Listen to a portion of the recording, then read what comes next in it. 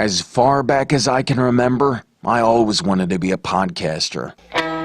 For me to live any other way was nuts. To me, those goody-good people who worked shitty jobs for bum paychecks and took the subway to work every day and worried about their bills were dead. I mean, they were suckers. They had no balls. If I wanted something, I just took it. I ran everything. I paid the bills. I paid the host. I even paid the masked maniac. Everybody had their hands out. Everything was for the taking. We always called each other good fellas. You would always hear from somebody. You're gonna like Don Toni. He's alright. He's a good fella. He's one of us. But if you're part of my crew, nobody ever tells you they're gonna get rid of you. It doesn't happen that way. There weren't any arguments or curses like in the movies. See, your haters come with smiles. They come as your friends, the people who've claimed they care the most for your life. And now that's all over. And that's the best part. Today everything is different. There's lots of action. I don't have to wait around for everything like everyone else. Oh, I didn't get the vaccine? Fuck you, vaccine me. Oh, your delivery guy has COVID? Fuck you, feed me. Right after I moved here, I ordered egg noodles and ketchup, and I got spaghetti with meat sauce. I'm no longer an average nobody, while they get to live the rest of their lives like a bunch of schnooks.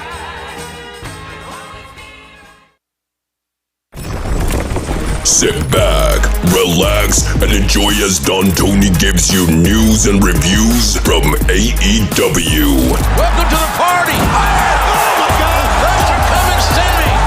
NXT. And it's over! Cross is here to ransack NXT soul! And indie wrestling. It's Wednesday night, Don-O-Mite. Know what's happening in the world of wrestling without the hate and clickbait. And now, your host, Don Toni.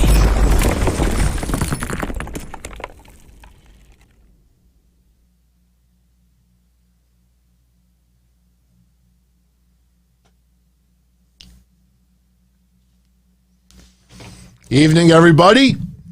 How you doing tonight? It's April 28th, 2021. Much love, much love. Shout out to Allin. You're not the only one, my friend. You're not the only one. Welcome, everyone, to Wednesday Night Dynamite. AEW just went off the air. Interesting to have Darby Allin versus 10 to close out tonight's episode. Not complaining about the match. Nice little, sub storyline. Brody Lee, God rest his soul. But you would think Blood and Guts, which should be arguably the biggest match of the year on AEW Dynamite, and I know we're only in April, even though the match will be on May 5th. How do you not close out Dynamite with just utter chaos? You close out Dynamite with Sting getting, submitted by Scorpio Sky and Darby Allin looking at, oh my God, my mentor is being injured. My mentor. I think that is a poor choice. But look, I don't run the company. I just express opinions. Anyway, Rep, my apologies, Rep, for the 1 minute and 37 second intro. A little tribute to my dog that I had to put down. A little bit of a Goodfellas vibe to it. Yeah, sorry that you didn't like it. I'm just giving you a heads up. Maybe when you tune in from now on, instead of the .05, as in 10:05, 11:05, just join us at 07. Problem solved. It's not a riddle tonight. We are going to do Who Dat again after what transpired Monday. Now look, contest was straight up. 3 of the 4 answers were correct. I already took care of SoFly. So tonight, somebody tuning in we'll get the wheel. I don't want to bring the wheel out yet because it's hard to put it back in the corner and it'll screw up the backdrop. Might be a little bit darker with the lighting today, only because today it was in the 70s here. It's a little hot in here. But I want to thank you all for tuning in. Now, I know some of you already are aware the results of my tests from this past Friday. We're not going to talk about it today.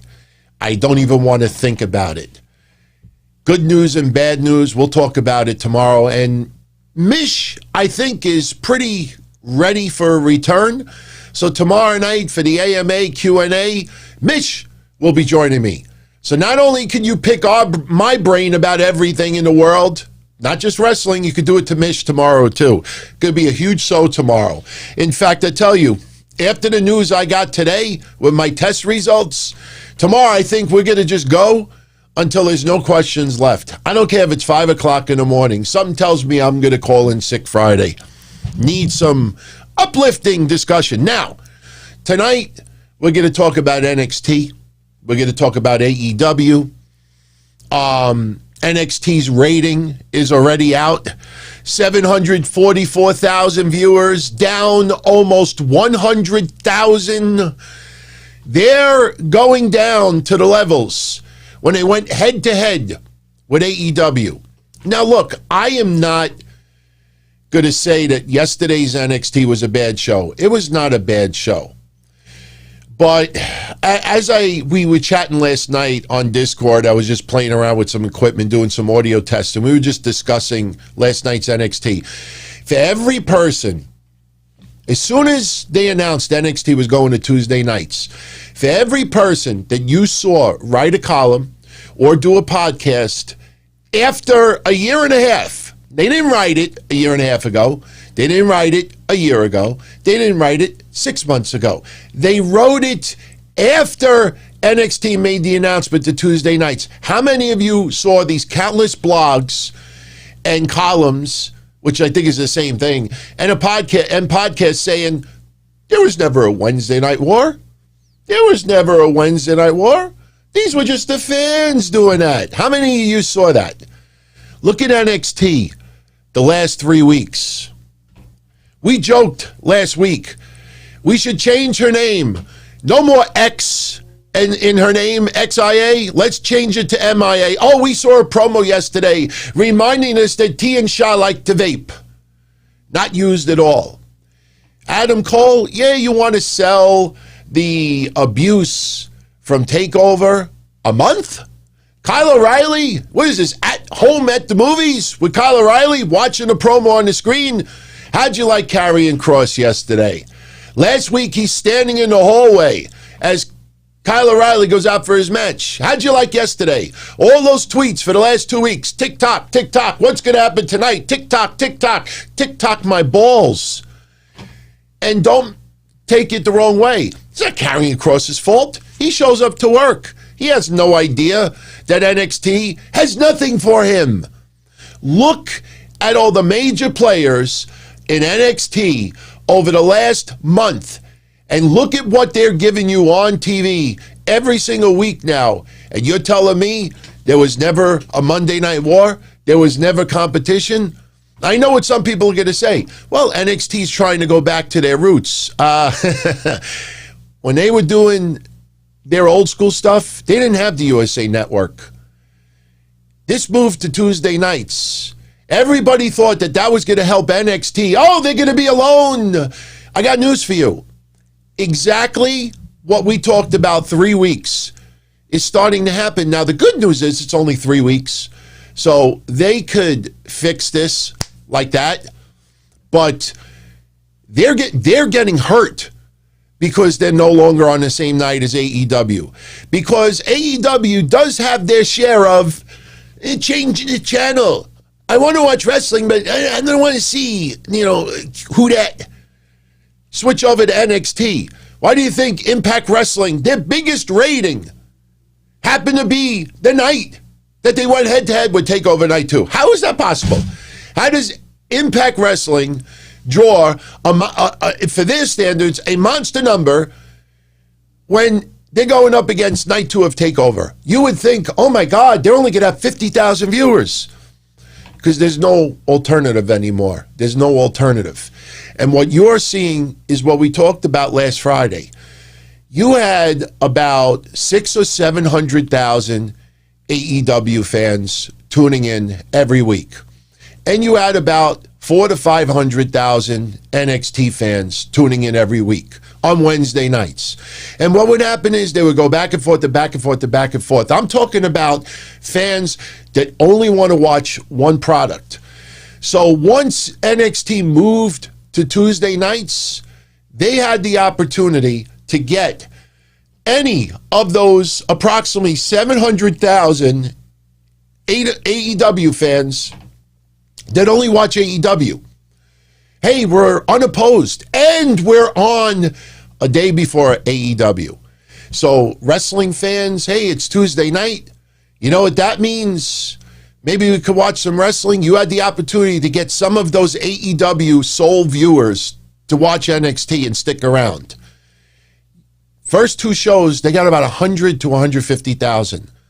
This past week, they lost almost all of them. Now, when it goes down 100,000, that doesn't mean that every single person that didn't watch this week were pretty much before only AEW fans. There's no way of computing that.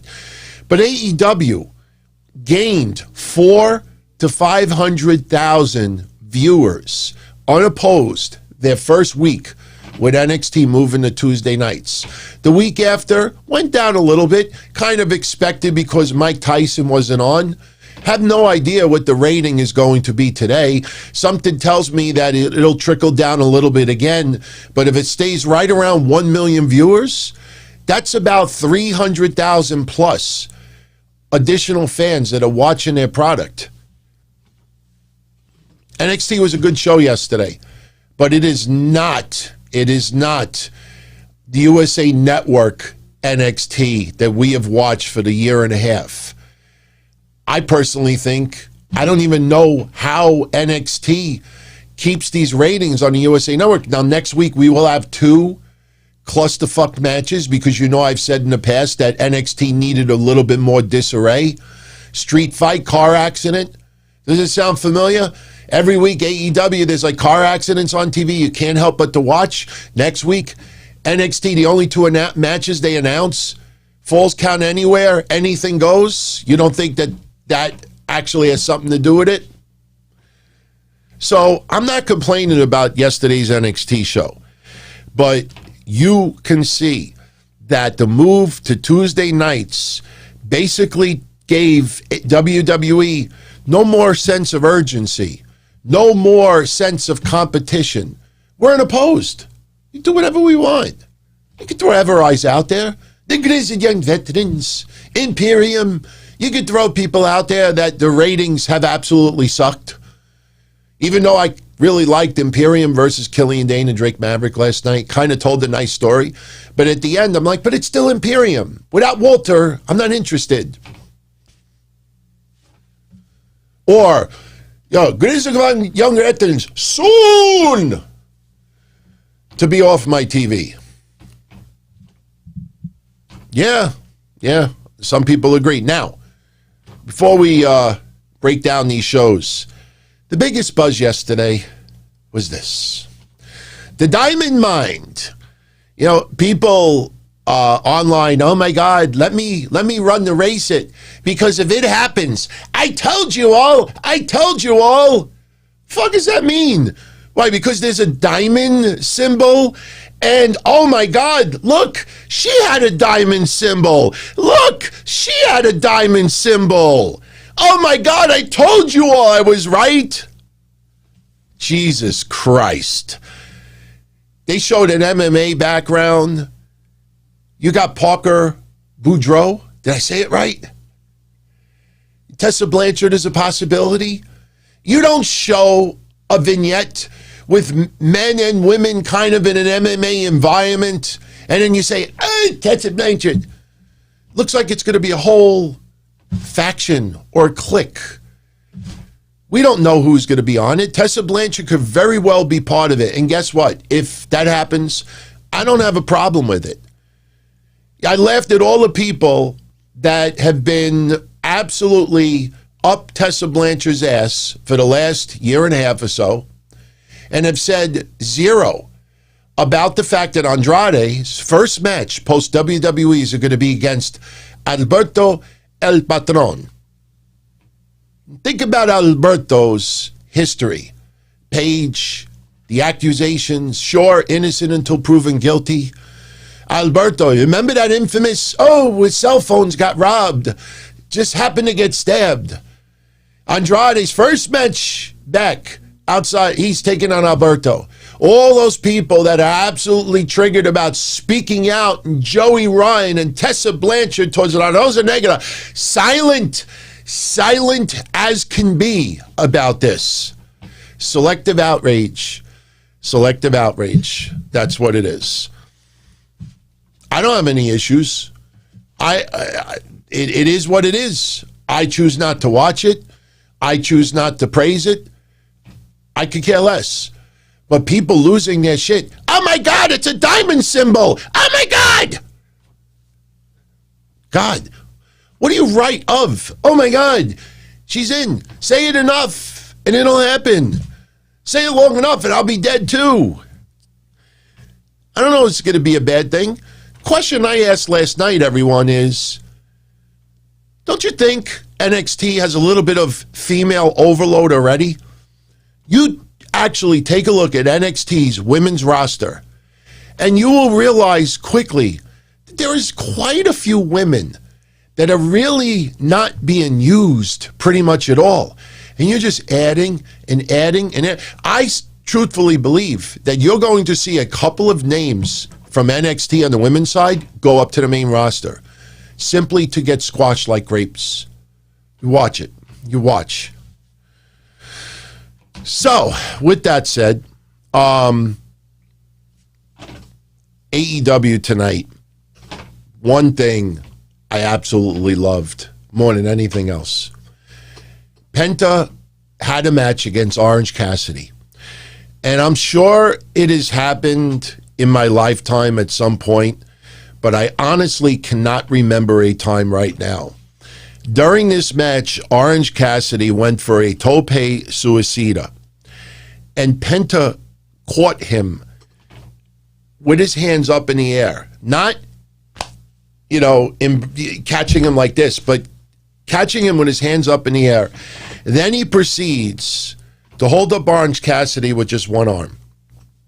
Now, I know Orange Cassidy is not a heavyweight, but Penta is, I know a lot of you already knew that Penta is one of the strongest son of a bitches in AEW.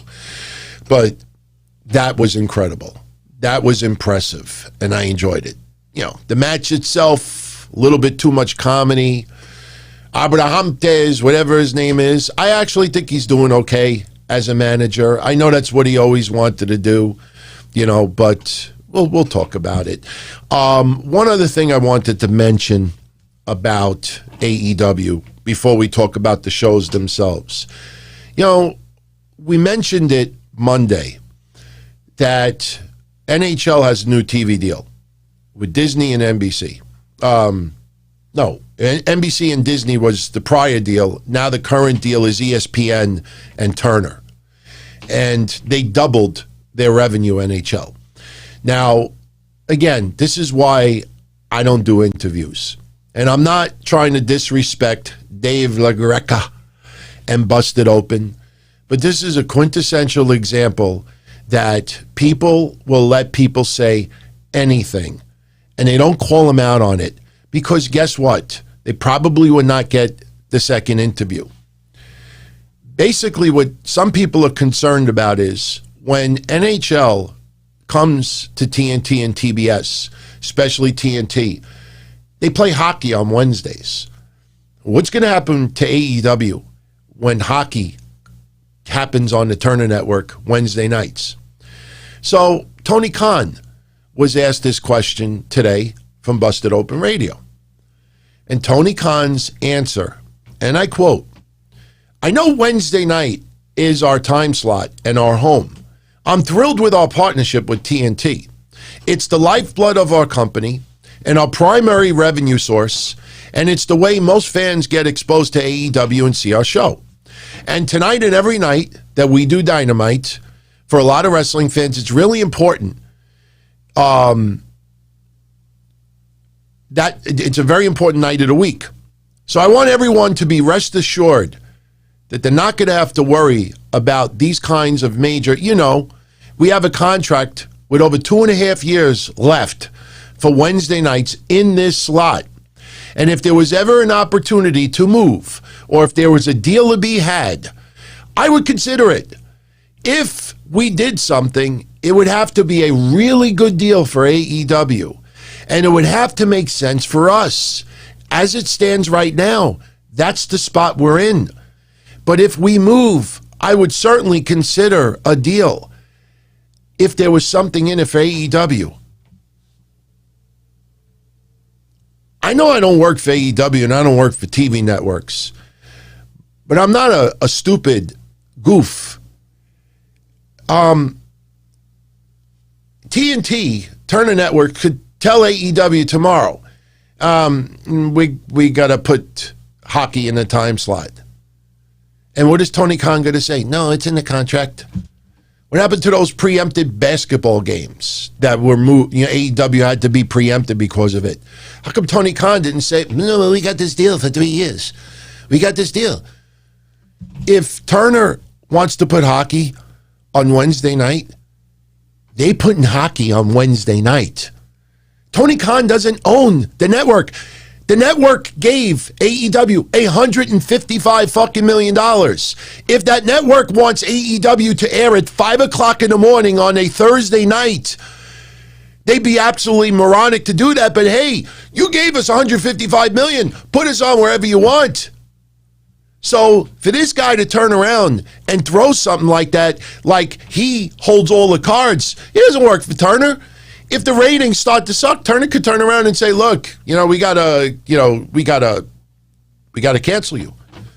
AEW still gets pretty much whatever money that they're due. But this guy's talking like they hold the cards.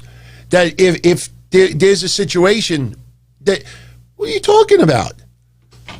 Come on, man. Seriously? Twix, please. They have a contract. I'll give you fucking 100 TV shows and wrestling programs that had contracts and still lost time slots. Some of your favorite sitcoms over the years. We're moving to Tuesday nights. Yeah, you think that was in it for the movie company or the TV company? Please. I know everybody out there wants to kiss people's ass or get recognized or noticed. But again, this is why I don't do interviews. No disrespect to Dave LaGreca and Bustin' Open Radio, because I know that's why they do that. But to turn around and for Tony Khan to make it sound like he holds all the cards, and if TNT wants to put hockey on, or if there's an issue with Wednesday nights, that they're the ones that have all the power. Stupid, man. Just absolutely stupid. Don't insult my intelligence.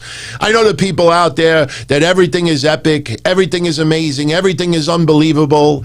If I die tomorrow, at least let it happen like on a Wednesday night so I saw AEW first. Shit, man. Come on.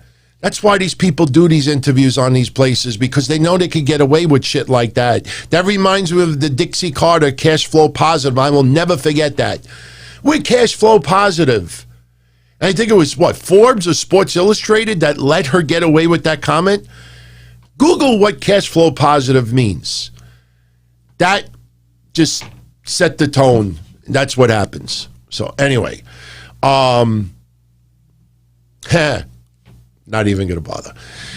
So, Mercedes Martinez last night taking on Dakota Kai. Obviously, Mercedes Martinez is going to be taking on Raquel Gonzalez next. I love Mercedes Martinez. I've had the privilege of seeing her for almost 2 decades here in the Northeast. Not all the time, but enough. I'm just a little confused because who is the heel and who is the babyface? And I understand what some people are going to say, well, it doesn't always have to be a heel or a babyface. But I don't understand. Am I supposed to cheer for Raquel Gonzalez or am I supposed to cheer for Mercedes Martinez? If you listened into the piping chants yesterday from WWE Soundboard, sounded like they wanted everybody to boo Raquel Gonzalez, especially when she causes the DQ. So I'm a little bit confused there. I mean, I like that Raquel Gonzalez is getting a little bit of an opportunity, but no one, and I mean no one, is taking that women's championship off of Raquel Gonzalez right now. So that feels an awful lot like just smoke and mirrors. But hey, I'm glad they're doing something with Mercedes Martinez. She had the wherewithal to see with Retribution that might not have been a good idea for her to do, and she asked respectfully, can, put me back in NXT? And WWE said yes. And she's going with the program. Yeah, Mr. Mike, I agree. You cheer for whoever you want. I absolutely agree. But when WWE starts piping in their own reactions to try to push a certain narrative, it gets a little bit confusing on TV, especially when people want to go a certain way towards wrestlers and then they twist it around. Just fill in tons of Roman Reigns from back in the day, pre-illness. I mean, Roman Reigns is killing it right now. And they don't need to pipe in shit for Roman Reigns. He's done it. But, in some other cases, it's very confusing to see how the narrative that they're doing. Especially, Karrion Kross. Karrion Kross, they still have not established truly his identity as of yet. And for the last 3 weeks, you would think, especially right now, you don't just do that first promo the night after TakeOver where he's got the mic, going towards the fans, which was a great thing because he was soaking in the fans, respect towards him. Okay, if you're going to go that route, go. The guy is awesome on social media, interacts with everyone, one of the friendliest people out there. Guy is passionate. But as far as TV goes, from 8 to 10 o'clock, that is the entertainment. It's not before and it's not after, even though people try to push it on social media as well. What do you do within those 2 hours? And within those 2 hours, they have done zero for Karrion Kross since he won that title. Zero. He cut a promo. You want some? Come get some. And that's it for 3 weeks, almost a month. And I bring up Xia Li again. One of the best transformations that NXT has done for anybody ever in that company. All right. Bray Wyatt obviously was fucking epic as well. And, the Wyatt family. But you look at Xia. I mean, I want people, if you get a chance later, look at Xia Li from the Mae Young Classic. Around that time when they first launched the Mae Young Classic. Just look at her look and her persona. I mean, they have totally transformed her. And in the last month, they have totally made her irrelevant. Vape. Last night, Mackenzie Mitchell interviewing Ember Moon and Shotzi Blackheart. They're presented with flowers. Frankie Monet comes in. Oh, these flowers are from Dexter Lumis. Oh, I can't accept these. I'm married. They're for you. No, I don't want them. You take them. No, I don't want them. You take them. And you take them. And you're in commercial break. Okay. Fine. Cameron Grimes. Just by luck, Ted DiBiase happened to be in the same store with Cameron Grimes when he walked in. And stood there for 2 hours, sitting on a couch.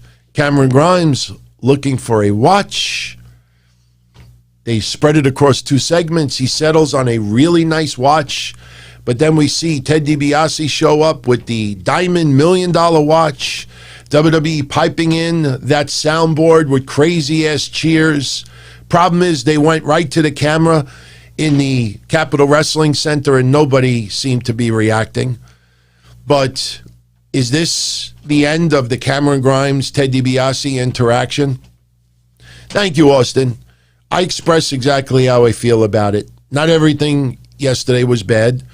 I will praise quite a bit of it. But the Cameron Grimes, Ted DiBiase thing has fallen flat. We get into the quarter-hour ratings on Friday. you'll see exactly what I'm talking about. Grizzled young veterans cutting a promo, wanting NXT. Ciampa and Thatcher come out, and they have a little bit of a brawl. Ciampa and Thatcher hitting them with their boots.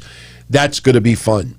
That's going to be fun. I'm still not into the grizzled young veterans, but you know what? This kind of makes sense because Ciampa and Thatcher are grizzled veterans, just not as young. And I like Toothless Timmy. I like that nickname, Toothless Timmy. Remember with Timmy Austin, ECW Zombie, he had one of his teeth knocked out back, I think when we wanted him to feud with Homicide in USA Pro Wrestling, and we called him Toothless Timmy. So I'm actually looking forward to that. You know, it leaves MSK with the titles for a little bit. And speaking of it, and I know I'm going out of place, which is fine, but MSK and Kushida yesterday taking on Legado del Fantasma, that pretty much was a test to see how Legado del Fantasma would work with MSK and Kushida, especially with Santos Escobar. And that six-man main event last night was absolutely phenomenal. And you could see now that MSK will likely defend the tag titles against Legado del Fantasma. Santos Escobar going after Kushida makes a whole lot of sense. The rematch, I think, is definitely well worth it. And I tell you, am I wrong to say that right now Kushida might be the most popular wrestler in NXT? Anybody out there in the chat, would you agree with me on that? I mean, there are other wrestlers that we may like a little bit more. But I tell you, kudos to WWE for not only not giving up on Kushida, but I think picking up on it pretty quickly that no matter what they were doing with Kushida, the fans were really behind this guy. I'm enjoying it. And that six-man tag last night was fire. Absolutely loved it. Some in the chat room saying they agree. I tell you, if you look at how they used Kushida for the last 6 months, you know, there was a little bit of frustration by fans out there, but they gave him the championship. Obviously, the first Tuesday on a regular basis for the USA Network for NXT, obviously they wanted a title change to happen. They weren't going to take it off of Ember Moon and Shotzi that early. They weren't going to take them off of MMSK, and they're certainly not going to take it off of Gargano or Karrion Kross. So Santos Escobar was the one, you know, that was the odd man out. So I think it's only right to give Escobar not only the win yesterday, but dominating on Kushida and let them have a rematch. You know, because you think of that storyline, you know, leading into TakeOver with Jordan Devlin and Santos Escobar. I mean, that was an awesome match at TakeOver. Just to have Escobar lose it immediately after. So I enjoyed that. No, VJ, I did not go to the Met game yesterday. I originally was going to go, but I worked until about 5:30 at night. By the time I would have got home and got ready and shot out to Citi Field, I probably would have missed the first couple of innings, and it was just too hectic, so I ended up not going. So there's plenty of other games later this year. And now with the mask mandate changing, that you don't have to wear a mask outside if you're not in large gatherings, if you're fully vaccinated, it's about time. That's about 6 months too late. But hey, better late than never, right? So today, when I left my house to go to the office, I looked around the neighborhood. I drove a couple extra blocks to watch people walk by to see how many people were wearing masks and how many weren't. And I saw a lot of people without masks all of a sudden. So, Austin Nance, where is Velveteen Dream? Probably in his house. It's almost 11 o'clock at night. You know, they go to sleep early. I don't know what's going on with Velveteen Dream in WWE. I know there's a lot of people out there that want to see the guy released. You know, WWE is keeping him on. Obviously, they see a lot of value in him, but, you know, to not use him at all, it's very confusing. And, you know, I feel bad for some of the people who are released that, you know, wanted to give their all. And then you have some other wrestlers that WWE is not even using, paying them pretty much to stay home. So, you know, it is what it is. But I would tend to think that something has to happen with Velveteen Dream within the next. I will tell you this, and this is not prediction, this is not spoiler, this is not sources, this is just opinion. Within the next 30 days, something will happen with Velveteen Dream. Either he's back on TV, whether it's NXT or main roster, or he's let go. I think within the next 30 days, you will see some news with Velveteen Dream. I truthfully believe that. So we'll see what happens. We'll see what happens. Before I go any further, I want to give a couple of shout outs tonight. Yeah, we got this next week, Crazy Cruiserweight. Not only do we have Blood and Guts, by the way, they didn't even advertise it. When they announced the matches for next week and another match in 2 weeks, they didn't even show the billboard for Blood and Guts. I mean, the promos that the Pinnacle cut tonight, and the Inner Circle, especially Jericho, once again murdering that promo. Again, this is just opinion. AEW should have went off the air tonight with the Pinnacle and the Inner Circle beating the balls out of each other. Absolute brawl. Go off the air with that. They didn't do it. I don't know, it just felt like Blood and Guts should be the most important match next week. And they certainly didn't treat it that way on TV. And then next week we get Who Dat versus Cody. I have something to say about the Factory versus the Nightmare, Collective, Family, whatever it is. The Factory versus the Family. Oh, let me finish NXT first, Cruiserweight. Let me finish NXT first. Yeah, we'll get back to that. Drake Maverick, the storyline last night was that he was very concerned that Killian Dain was going to turn on him and join Imperium. And that's how the match played out. I tell you, I actually found this match very entertaining. Killian Dain knocked off the rope a few times, kind of laid out on the floor.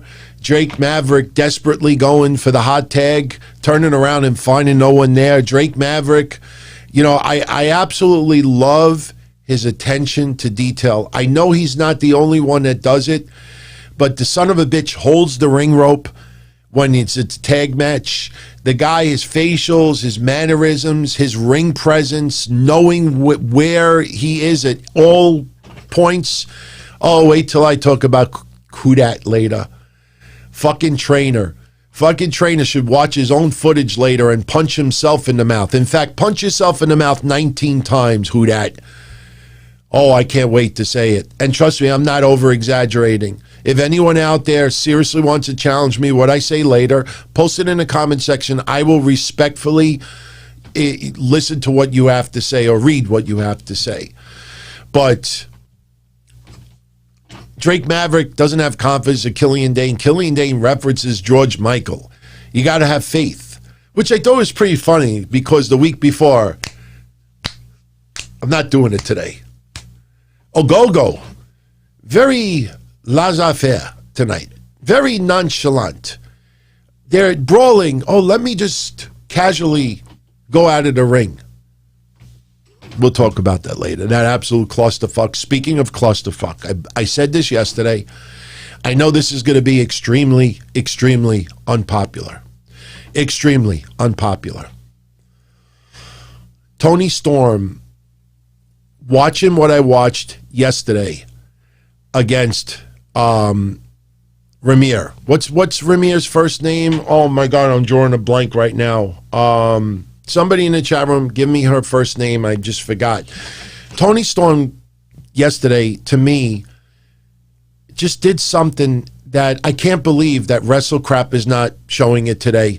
All those Botchamania stuff. I know it's not necessarily a botch, but the whole segment of it was just one hot mess. And I know everybody out there seems to be attracted to her ass, so maybe her nice ass is the reason why people kind of give her a little bit. Zayda Ramier. Thank you very much, Harris and Rocky Red. Zayda Ramier. Toni Storm comes out yesterday, cuts a promo, gives a shout out to Zoe Stark, that Zoe should be thanking Toni Storm for making her famous. She wants Zoe Stark. Okay, Zoe Stark, Toni Storm having a feud.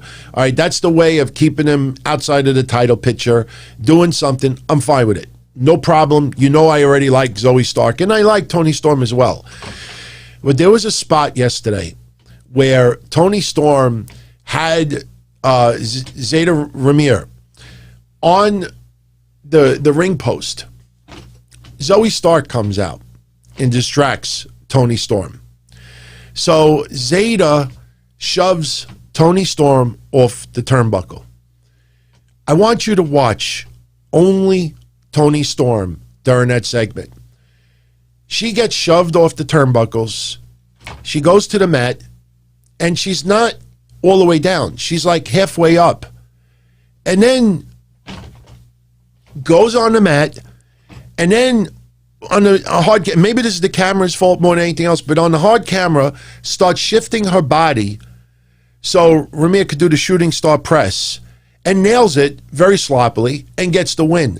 If you watch Toni Storm in that whole segment, it was pretty embarrassing on Toni Storm's part. It looked awful on TV. And the funny thing is when they showed 3 replays of it, of the shooting star press, they used different camera angles. They were not going to use that first camera angle. It was just a mess. And yeah, Mr. Mike, Dakota Kai does that as well, but she didn't do that yesterday. And Toni Storm to do this, it looked terrible. Let's call it out like it is. You know, again, a lot of people will give certain people a break because of their looks. You know, I mean, Toni Storm is an absolute top player in the women's division.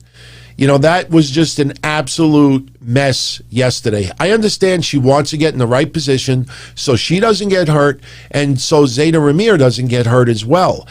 But it was just so awful. And the camera was just, and by the way, you look at the opening of NXT yesterday, I was dizzy within 10 minutes with the constant camera changes. And now you see with the promos, they're now doing 5 camera angles for promos. I mean, there's always been 2 or 3 camera angles when rotating. But I was getting dizzy yesterday with promos. Pete Dunne, we see this head. I was getting dizzy watching that shit. LA Knight cutting a promo on Dexter Lumis. All right, whatever. Everrise comes out. I have no idea why. Bronson Reed beats Austin Theory. So Bronson Reed is going to take on Johnny Gargano next for the North American Championship. I like it. I have no problem with it. During the match, Dexter Lumis comes out, and he is kind of stalking Indy Hartwell. And Indy Hartwell's like, no. I even think, I might be wrong, but I could swear she said last night, you talk too much. I swear to God, I thought she said that. And I was like, what? But she climbs into the ring, and the referee doesn't tell her, what are you doing? Get out of the ring. 1, 2. No, everybody just standing there watching the soap opera moment. She kind of gets in a trance. Dexter Lumis gets in a trance. All of a sudden, look out! Dexter Lumis pushes her away. Austin Theory goes into Dexter Lumis. Bronson Reed, splash, 1, 2, 3. And blah, blah, blah. I know the women's demo has increased a little bit during the soap opera segments, but, you know, I think it's starting to get a little bit much now. You know, especially with the repeated roses and, like I said, just in storyline. The minute Indy Hartwell enters the ring, the referee, what are you doing in this ring? Get the fuck out. Get out. By the way, speaking of referees, okay, let's address the monkey in the room, since Harris B is bribing me to do so, and I say that with love, obviously. My thoughts on Drake Wirtz. Okay. For those that don't know, Drake Wirtz, one of the more important NXT referees, maybe not so much anymore. He's got certain views, political views, social views. They're a little wacky in a lot of people's eyes. And he actually appeared on a Zoom conference talking about how he's against mask mandates and was bringing up how child sex traffickers, utilize the masks, and when kids are being exploited, you can't see their face. It was weird. It was weird. I will be totally honest with you, and I ask you to hear me out when I say this. I care about Drake Wirtz's views with a mask as much as I care about Ryback telling everyone, if you don't want to get vaccinated, you don't have to. And hear me out. I don't agree with either one of them, and I don't care. See, that is their right to have a view. Ryback, there's nobody in this country that should feel guilty or embarrassed or that they're doing something wrong because they don't want to get vaccinated. All right? My brother's wife and my nieces don't want to get vaccinated because they truly believe the stories that floated around that there are fertility problems if you get vaccinated. There are people out there that truly are afraid of flu shots and afraid of vaccines. I brought it up February of last year that 1/3 of the country does not get flu shots. If somebody does not believe in vaccines or flu shots, I respect that view. I disagree with it, but I respect that view. And I watched loser journalist after loser journalist after loser podcaster ripping Ryback because they don't like Ryback. If Ryback says to people, look, where's their criticism of Joe Rogan? Oh, because Joe Rogan is popular and Ryback is not? So no, I don't agree with Ryback at all. But if Ryback feels that you shouldn't be vaccinated if you don't want to be vaccinated, that's his right. That's his right. And people out there trying to embarrass this guy because they don't like him and don't agree with him, they look 10 times worse than him. Now, with Drake Wirtz, personally, this guy is a whack job. He's a whack job with these conspiracy theories.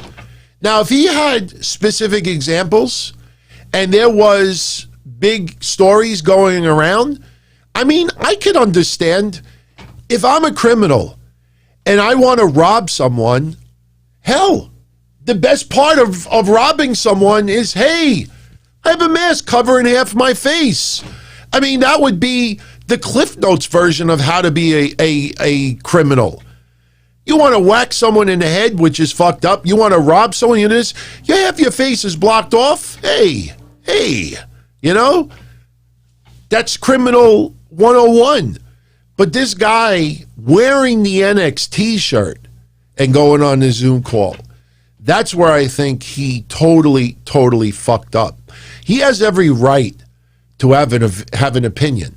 As wacky as it sounds, he has every right to have that opinion. But the minute he keeps the NXT shirt on, he's not a fan of NXT. He's an employee of NXT and WWE. And when you wear that shirt and go on a Zoom call, it looks like you're representing WWE. I would have suspended him for wearing that shirt. You wanted to have those views? No problem. Do it on your own personal time. Don't wear our fucking logo. That's how I look at it. So I don't agree with either one of them. But, you know, you do have the right to have some whacked out views. I still talk to people that think 9/11 was an inside job.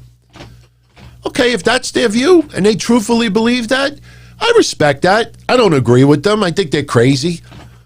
You know, but, you know, you have the right to have some whacked out views. I don't like Drake Wirtz, but I also feel that, hey, if he wants to have whacked out views, let him have whacked out views. He obviously really believes what he said. Look at his emotion. It's scary, but, you know, I look again at my family. They think, my own family, members of my own family think that the vaccine could cause fertility problems. Now, if one of my family members went on a Zoom call and got very emotional and was saying that it makes people infertile and this and that, somebody may turn around and say, wow, she's a whack job. You see where I'm going with this? He's crazy, but he shouldn't have worn the NXT shirt. If he wouldn't have worn the NXT shirt, I would have said, hey, he's kind of in the twilight zone, but that's his right to do. I think his biggest mistake is wearing the NXT shirt. Cruiserweight, how many of these goofs will expose their age if someone from this Dustin Mine does the diamond cutter? Oh, no, I don't care if they do the diamond cutter. I don't think this has anything to do with Diamond Dallas Page or anything like that. And I know the storyline that DDP gave the diamond cutter to who that. Honestly, there's variations of the diamond cutter for years. Even Randy Orton with the RKO. I mean, obviously, they use different terminology for moves, but that doesn't mean that who that is the only person that could use the diamond cutter. And you know what? You know what, Cruiserweight? If you don't mind, since you brought up who that, let's do it right now. Let's do it right now. Let's do the contest now. We don't have to wait till the end. I know we're about halfway through. All I ask, if you don't mind, if you're enjoying this so far, hit that like button. Like, share, subscribe. The more you do that, the more you help me get a little bit more exposure here on video. So I would appreciate that. But let's do the contest. Very easy. This one is easy. And we will never have that Riddle mistake again. I will have to double and triple check all my information going forward. For those that didn't tune in Monday, we did a Who Dat contest. Put up 4 pictures. And everybody had to guess all 4 right. Well, people only guessed 3 of the 4. Because a couple of websites posted an old picture that they said was Riddle and it was not. So we accepted 3 out of the 4 answers. Soulfly Mamor got it right. So he got the prize. I already took care of him, hooked him up. So let's do it now. If anybody that wants to participate, it's very easy. If you've never played before, this is all you got to do. I was just going to do a shirt prize tonight, but I'll bring the wheel out. See the wheel? This prize is as much as $100. So here's the deal. This is easy. I will give you a hint. This wrestler has been on television over the last month. This is someone that's been on either WWE television, NXT, or AEW. All right? I'm not going to give you an NWA person that you may not have seen or MLW. This person has been on TV. All you got to tell me is who that. I will tell you someone will get this right within 10 seconds. So be prepared to type. And type his first and last name. Do not just give me one name. All you got to do is type his first and last name. If you misspell a little bit, that's okay. But whoever gets this right, you'll get 2 spins on the wheel. So you could win some big bucks. Dream 101 won $160 2 weeks ago. Soulfly won $55 last night. And this is easy. I thought, you know what? If we do a contest, Who Dat, we should do it on the night that Who Dat is on TV. In fact, I think that's what we're going to do from now on. Whenever Who Dat is in a match on Wednesday night, we'll do the Who Dat contest. Every time QT Marshall is in. So get your typing fingers ready. I'm going to put a picture on the screen. All you got to tell me is Who Dat, first and last name. This one will be easy. and I am 1,000% this is a legit picture. You all ready? Yeah, Harris B won $90. Harris, did I hook you up? Took care of it. Everyone, get your typing fingers ready. I'm going to count down from 5 to 1, and then I'm going to post it. So type, because it's going to go fast. 5, 4, 3, 2, 1. Who dat? Who dat? I don't think I'll ever do a contest with QT Marshall as the who dat.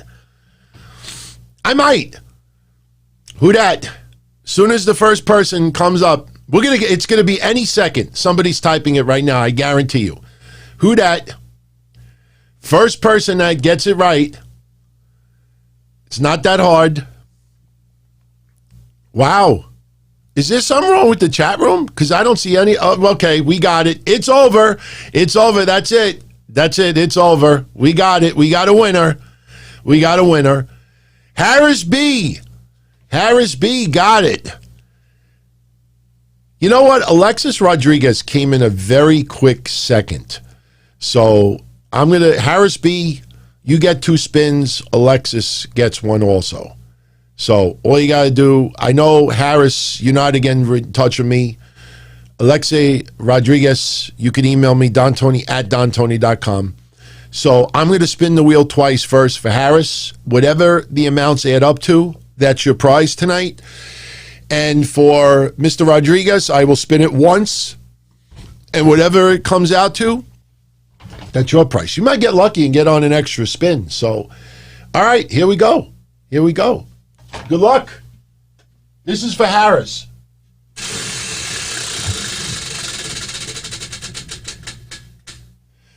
$5 and a spin. So you get an extra spin. So no harm done. You still got $5. Say 5. So you still got 2 spins.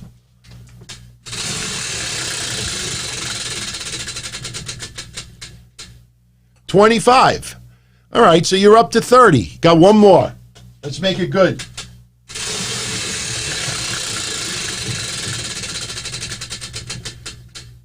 All right, 5 and another spin. So you're up to what? 35, right? 35, 1 more spin.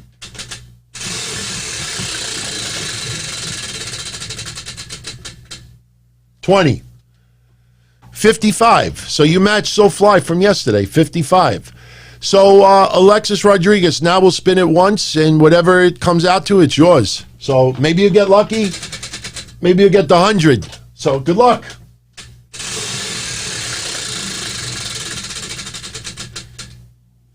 $5 in a spin, so you got 1 more.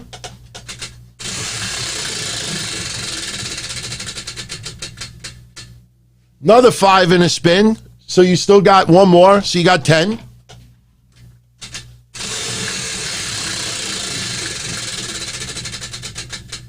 Ah, 5 again, 15, so you got another spin.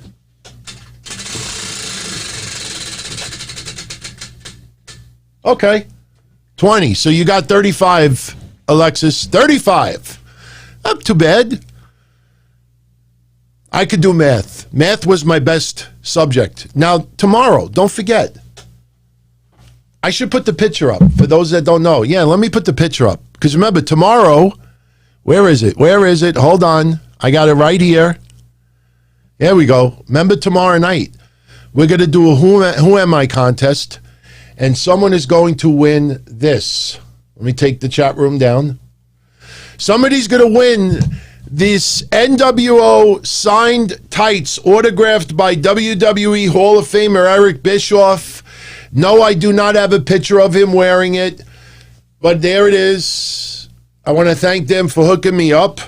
Somebody's going to win that tomorrow night. And if somebody wins it and doesn't want it, you could get the cash instead. So, yeah, pretty cool. So now I could unpin the riddle contest. So let's move on. Let's move on. Imperium beats Killian Dain, Drake Maverick yesterday. You know, during this, I kept thinking to myself, what would happen if down the line Drake Maverick turned heel?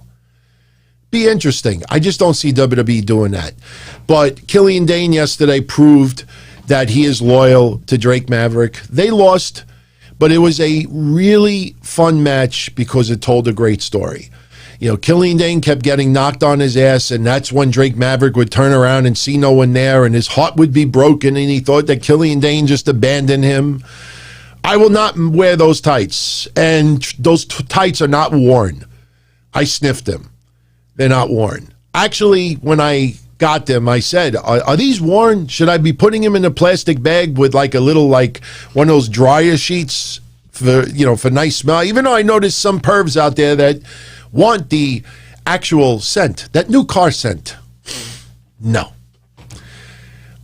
You know what? I gave away on Patreon about 3 years ago an autographed ring-worn pair of tights of Rey Mysterio. And they were sent to me in a plastic bag. I never took it out of the plastic bag.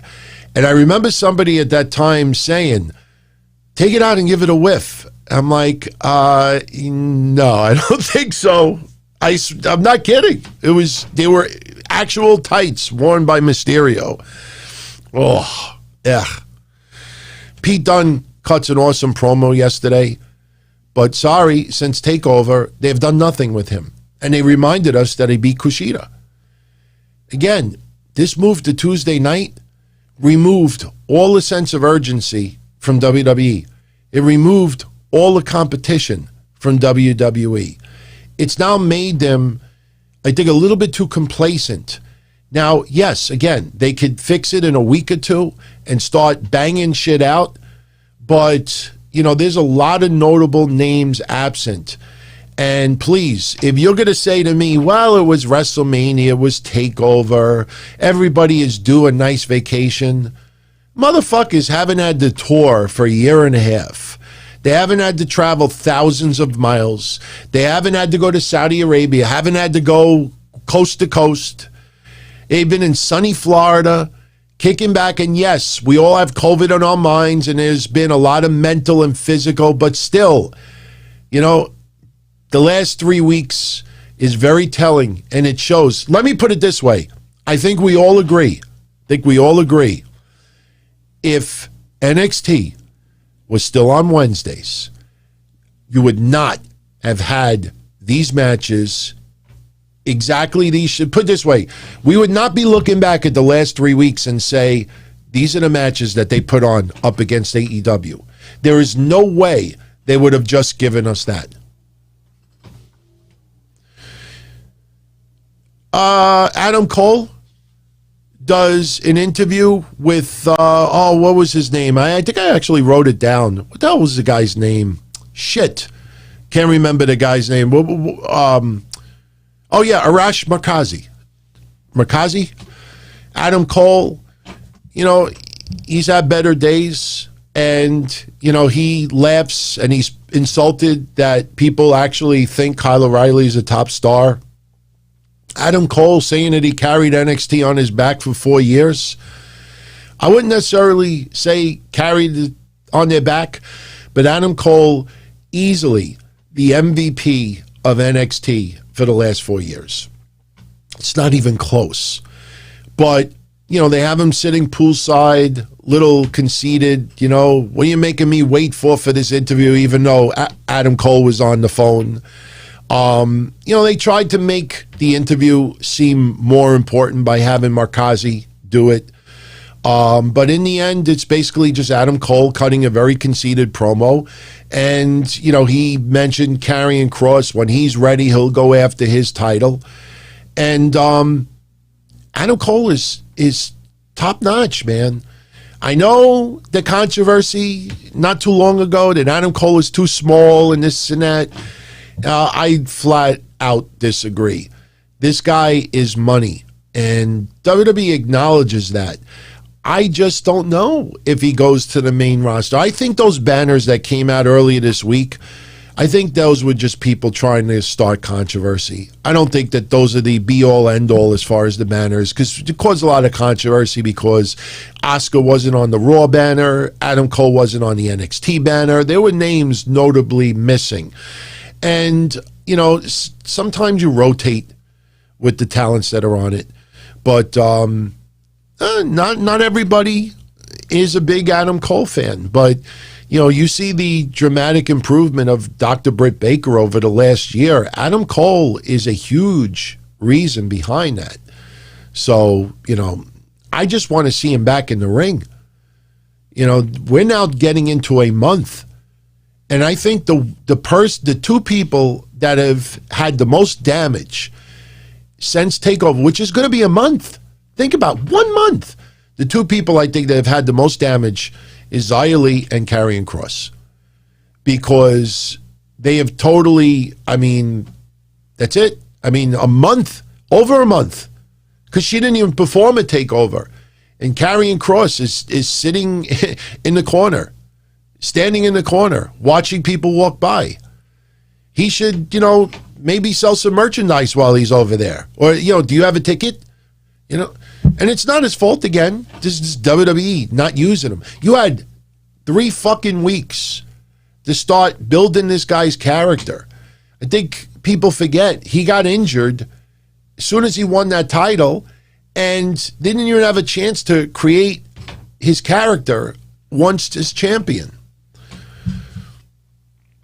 And as I said earlier, Legado del Fantasma beating MSK and Kushida. Phenomenal match, and this was to basically set up that MSK will be taking on Legado for those belts, and they'll defend the titles against Legado, and Kushida's got to take on Santos Escobar in a rematch. Last night was about hot tags, Kushida getting slammed through the table. It was an awesome main event. It was a lot of fun. It's just like I said, there's just a lot of names noticeably absent, and just cutting a promo is not enough, in my opinion. You're on the USA Network. I want people to understand this. You're on the USA Network, and you're on prime time.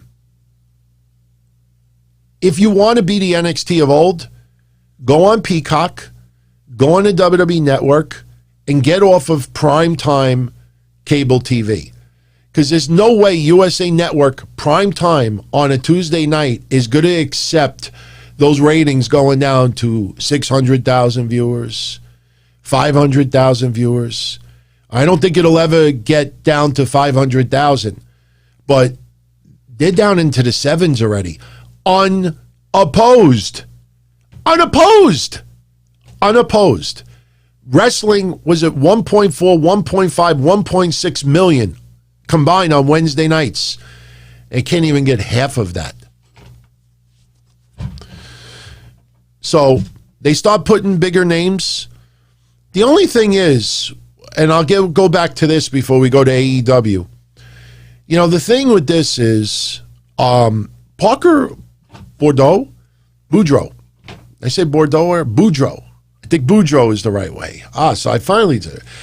The thing with Parker Boudreaux is he's still new. No way this guy is already polished enough to be able to perform in the ring. So could this faction, be Marina Shafir? Could it be a faction of only women? I don't think so, because, everybody focused on the diamond symbol, but they didn't focus on what was shown before the diamond symbol. They showed men and women what looked to be like in an MMA gym. So this is going to be a group of people. It's going to be a faction. And we'll see what they do with it. I will tell you this. If Tessa is brought in, I want to see how much humble pie to give her. I want to see how many of the fruit roll-ups that she takes, because remember Impact Wrestling, and it's not that long ago. Impact Wrestling not only had Tessa Blanchard as the #1 knockout of that company, they had her as the #1 wrestler of that company, above everybody. That's how big she was in Impact. You go from that, let's see if they have Zayda Ramier pin her. Let's see what they do. Yeah, I think they should put Jessamine Duke in that group as well. Jessamine Duke, I think, actually could be, follow the footsteps of Shayna Baszler. I like Shayna Baszler. I know there's a lot of people that still can't stand Shayna Baszler. I felt so bad for her last January or February when all those false reports came out that Vince McMahon has already fallen out of favor of Shayna Baszler. They were trying to establish an identity for Shayna Baszler. And it took time. And I absolutely think that she's fit. Now, yes, she's knocked some teeth out, which is not intentional, but still, I think she has done a great job. Shayna Baszler, believe it or not, is one of, I don't want to say she's my favorite woman on the main roster, but she's up there. She's in my top 5, for real.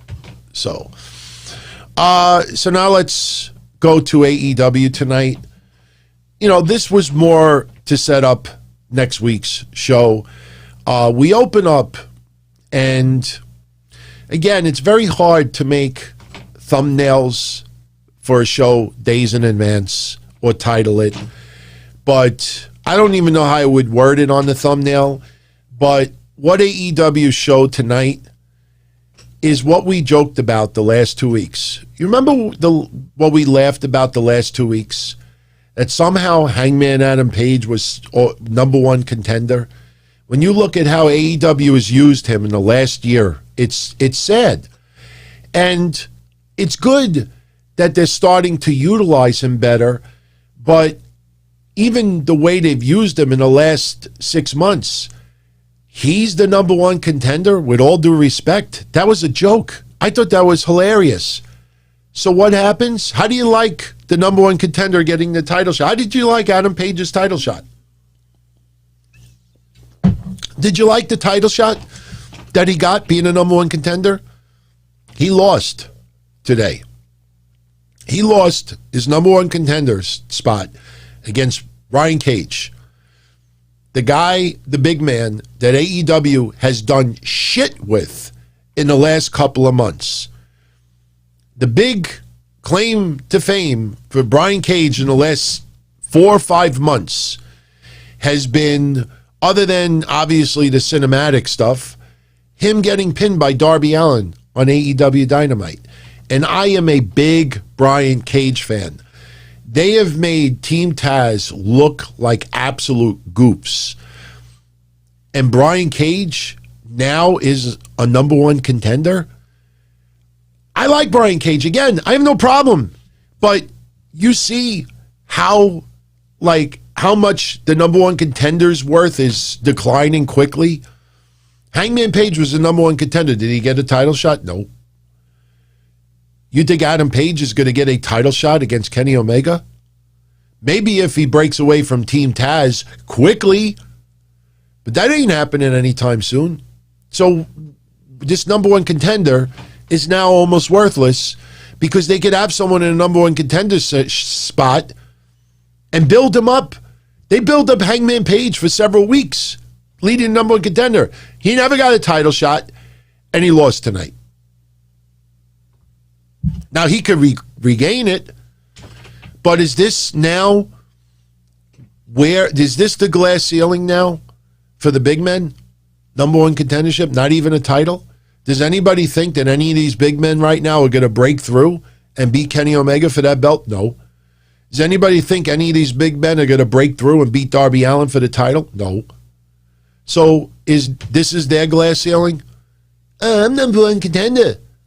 It works for Britt Baker. It doesn't work for these other guys because you're not even giving them title shots. You got number one contender, that's nice. And then he loses it. The match was very good today. I don't know why it was only 6 minutes, but it was very good. But in the end, Brian Cage getting the win. Now I understand why they didn't put the FTW title on the line last week. Because they were probably thinking if he puts his FTW title on the line, then nobody thinks Adam Page is going to be FTW champion. So it almost feels like it would end in a clusterfuck or Brian Cage would win. So they didn't put that belt on the line and Brian Cage got the win. So, yeah. I mean, I'm sorry for being a broken record, but I think it's one of the most important things to think about. Lance Archer. You know Lance Archer ultimately is going to turn on Darby Allin. You know that's where the storyline is going. But when you look at all of the big men in AEW, always remember Cody's promo in the parking lot last year when he said AEW is a light heavyweight promotion. That was not just a wrestler cutting a promo. That was one of the most important people behind the scenes in AEW saying that. You don't, out of nowhere, belittle all your giant guys in the company by labeling your promotion as a light heavyweight promotion. There's no storyline that would make sense. You're speaking like an executive. Now, yes, they could ultimately start building these heavyweights, but they have shown me no confidence so far. Because, again, the number one contendership, when it comes to a big man, it's shit. Doesn't lead to anything. So, I will get into couple of quick thoughts on Rebellion when we get to Kenny Omega in a minute. And somebody with an interesting movie question. I'll do that after we recap this. The Elite in a limousine celebrating Kenny Omega's title victory. Michael Nakazawa behind the wheel doesn't know what a horn button is, pushing the horn button, creeping them out because they're playing off. They're not scared of Eddie Kingston and Moxley for last week. Now people are trying to play off that the Elite somehow within 3 seconds were all able to run out of that actual truck, the van last week. That van that they were in, the RV. I mean, how do you pick up your gear and vanish like that's quicker than Shaq. There was no need to go that extra mile last week.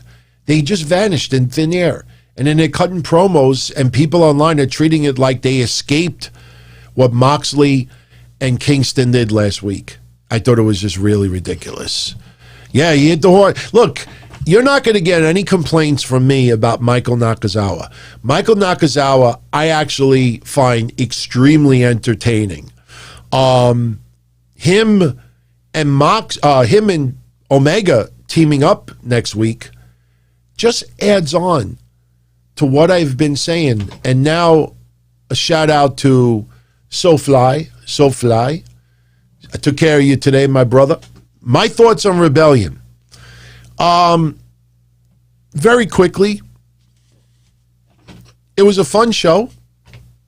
I watched a lot of the matches on 1.5 speed.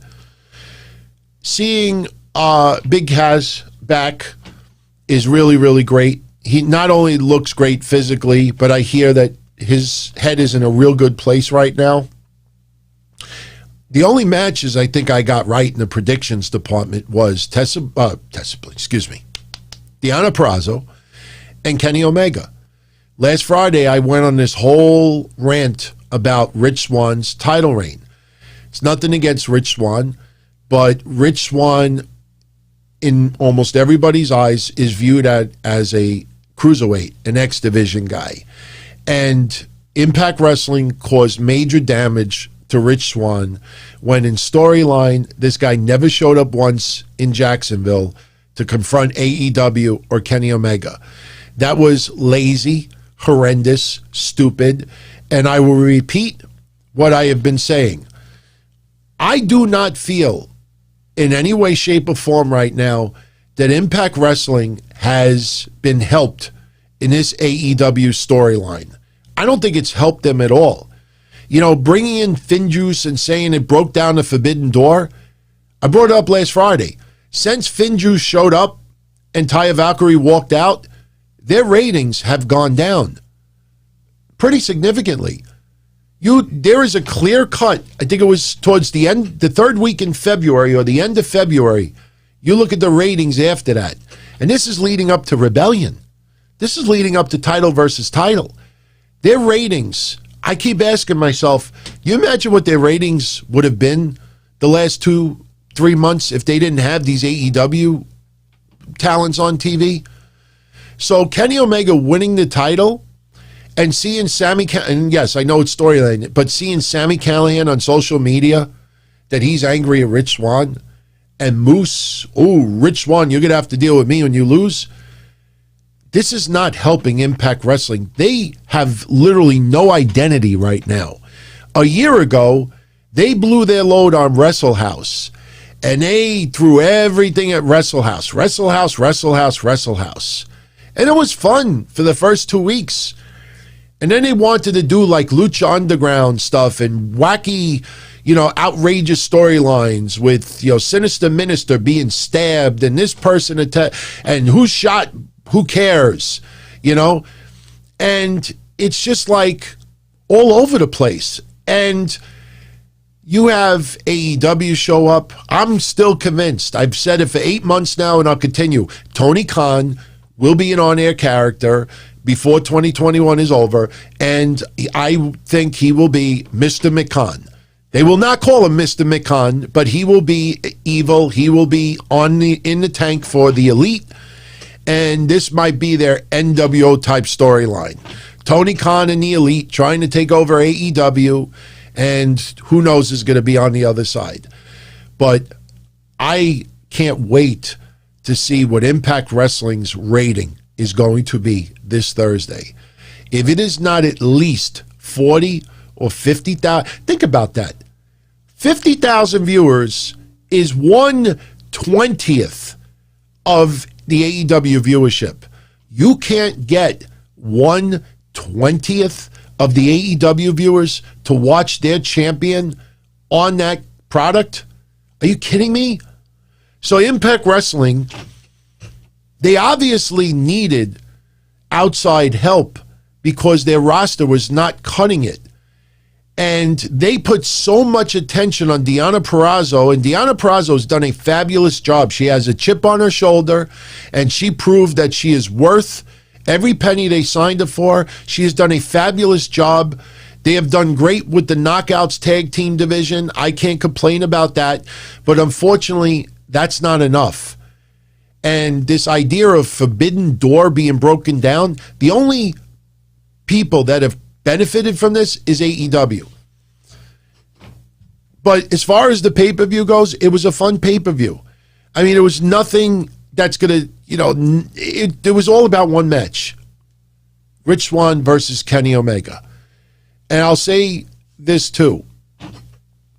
I'll repeat what I've been saying since, when did Kenny Omega win the belt? November? We're now approaching the month of May. He's had this belt for about 6 months. What do you think of his championship run in the last 6 months? Can we honestly say, and this is not a knock on his ability, he is on track to be Wrestler of the Year, but let's look at Kenny Omega's championship reign since he won it. Other than an exploding fiasco, I mean, what are the highlights? Fighting Joey Janela in an Eliminator match that if he wins, he gets a title shot? Fighting Matt Sydal, if he wins, he gets a title shot? Teaming up with Michael Nakazawa next week? Teaming up with the Good Brothers? Anybody see the smoke and mirrors? What about Hikaru Shida? Her title reign has been an absolute joke as well. I mean, the weekly shows are fun, but let's be honest for a minute. Look at Kenny Omega's title reign since November. It's embarrassing. Look at Hikaru Shida's. She had 3 matches in 2021, single? Three. I haven't heard anything about a torn rotator cuff or her having to go back to Japan because of personal reasons. AEW has done a pathetic job with Kenny Omega's title reign, and it's been all smoke and mirrors. Hold 1,000 belts, because the more belts he holds, the more people he's going to have to face and ultimately lose it to. So holding on to these belts is great, but he's not having any matches defending these titles. You get one once in a blue moon. Have you even heard anything in the near future? Oh, he's going to ultimately take on Eddie Kingston. Yeah, maybe December 2nd when winter comes again. You're right, Sam. Winter is coming soon. We're only about 6 months away from, getting close to winter. I'm not knocking Kenny Omega. Yeah, Kevin Milwaukee, I still have that picture. Maybe I'll post it tomorrow if I remember. But come on, Shida's the longest reigning champion, 300 days. Look at that title reign. It's not her fault, and it's not Kenny Omega's fault. But all this shit that's going on is smoke and mirrors. And that's what we got today. The Young Bucks. They had a match today against Matt and Mike Sydal. By the way, I loved the spot where Matt Jackson punched Matt Sydal in the balls. And everybody online immediately started going with the Johnny Cage references from Mortal Kombat. Loved it, thought it was funny. Look, the Young Bucks are doing great being the heels now, but even with their tag titles, does anybody in their right mind think that SCU is going to defeat them for the belts? This is SCU retiring as a tag team. They're going to take on the Young Bucks for those belts, and if SCU loses, they are forced to split up. And that's what's going to happen because they all work in the office, and this was where the storyline is going. But the Young Bucks have a stranglehold on that belt, on the tag belts. So they win the match tonight, so the Sydals are not going to get a title shot in the near future. So it is what it is. After the match is over, it's funny, Brandon Cutler is spraying cold spray on the Young Bucks. This brings out SCU and, basically throwing out the challenge, and that will ultimately happen. But the Sydals versus the Young Bucks was an excellent match today. But, it's hard to get that suspension of disbelief to think that, number one, that the Sydals are going to win, and number two, that the Young Bucks tag belts are going to be on the line against SCU, and there's no chance of them losing it. So, yeah, the end is near for SCU. Absolutely. I mean, Christopher Daniels, I think arguably has had a Hall of Fame career. Maybe never, made it to WWE as a major star, but he has had a phenomenal career from Ring of Honor to Japan to Impact Wrestling, AEW to a certain extent, what he's done behind the scenes, how he's helped a lot of stars along the way. Christopher Daniels is top shelf, and his career is winding down. Penta losing to Orange Cassidy. As I said at the beginning of this show, there was one point in the match, we had the usual comedic antics with Orange Cassidy, with the hands in the pockets and the kicks and everything. But there was one awesome moment. Again, Orange Cassidy goes for the tope suicida, and Penta catches him, press catches him. I can't remember ever seeing that. And then he holds up Orange Cassidy up in the air with one hand. And it was impressive.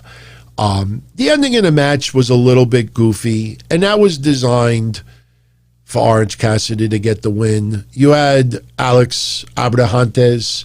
He gets on the mic, and towards the end of the match, and he's talking about Orange Cassidy, saying, "Oh, if you thought what I said about Trent's mom last week," and Orange Cassidy grabs him, and because he's not experienced really as a manager, the facial reactions were a little bit off.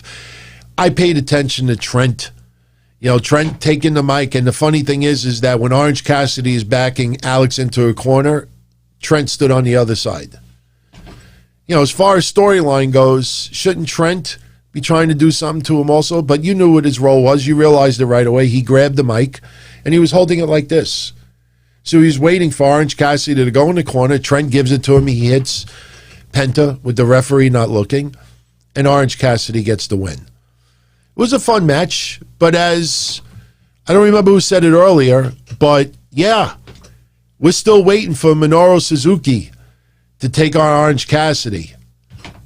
This is not, oh, much love, everybody. I can't wait to see those chops. My God.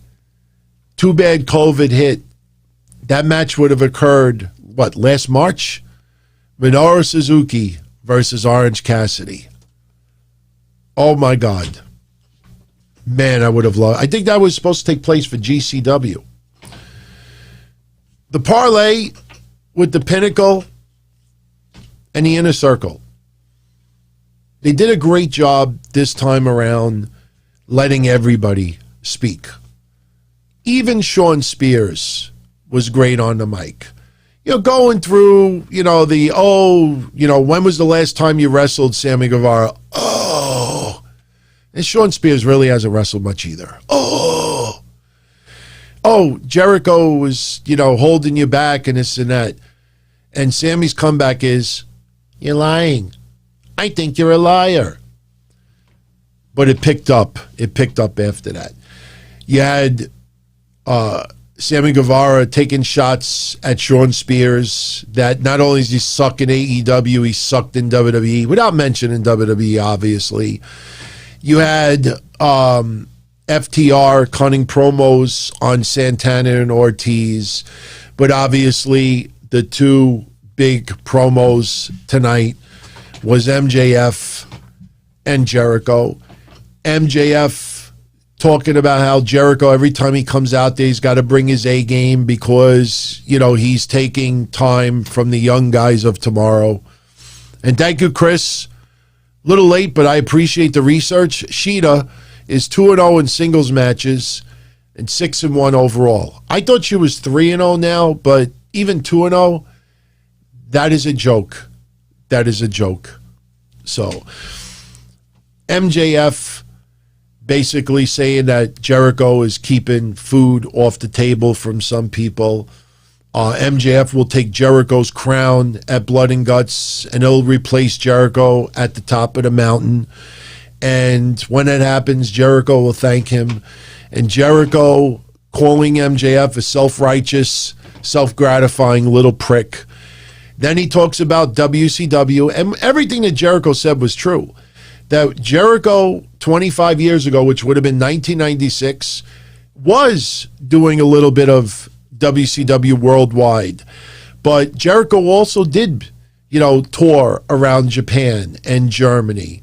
He had a cup of coffee in ECW as well, which was outstanding. I absolutely loved the Thrill Seekers back in the day when he teamed up with Lance Storm. So Jericho, even though in WCW he had not built his legacy as of yet, he was, a very highly pursued wrestler. And Jericho just killing it on the mic again, talking about how they are blood and guts, and he was talking about each individual.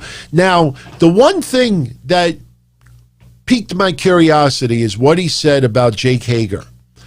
He said that in 2012, that while Jericho was in Abu Dhabi, that Jake Hager, helped him from basically, I think he really was leading to getting his ass kicked. Now, the only thing that I remember about Jericho in 2012 is I think he wrestled against Kofi in September of 12, but I'm not sure. But Fozzy may have performed in Abu Dhabi. I'm not 100% sure. And I don't think it had anything to do with Fozzy, because why would Jake Hager have something to do with Fozzy? So I have a feeling this would, but Jericho, when I did some quick research tonight, I really couldn't find much of anything. So it's going to be interesting to see if Jericho elaborates on that, or if it was just, cutting a random promo. But they killed it tonight. Jericho and MJF have awesome chemistry with each other. And next week is going to be insane. Now, one of the things that was a little bit, and I don't think we have a problem with it, there was a little controversy as far as who was going to start the match first, who's going to get the unfair advantage first. And Guevara, basically allowed himself to be the first person in there. So basically he's willing to give his team the unfair advantage. And I don't know, I thought that was a little bit like, why would you want to put yourself in a position ever to have an unfair advantage? But they killed it. And again, I don't understand, if you really think about it, why these two teams did not close out Dynamite tonight and you go off the air with them beating the shit out of each other. Very, very confused at that. Very confused. Guevara is not going to turn on the Inner Circle anytime soon, in my opinion. They have Guevara as a babyface, which I had predicted in late last year that, I didn't know the whole faction was going to turn into baby faces. I thought Guevara legit was going to get kicked out, and they kind of teased that for a few weeks. But next week is going to be phenomenal. And honestly, next week, that match should be the highest quarter-hour rating in a night. And if that happens, I'm going to turn back and say, or maybe 2 quarters, and I'm going to say, why did that not close? I mean, I understand Sting, Hall of Famer, legend, larger than life.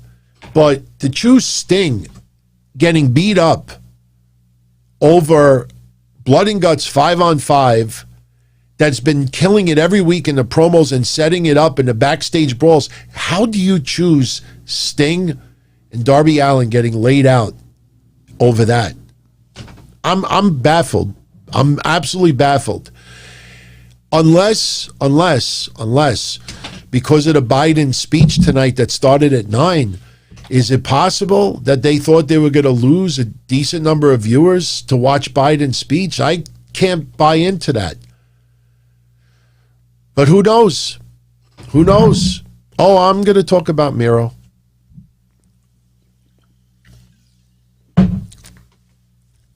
We find out early in the night that Eddie Kingston is going to take on Michael Nakazawa.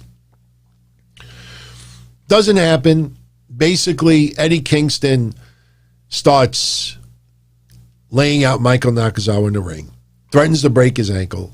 Kenny Omega comes out wearing a suit.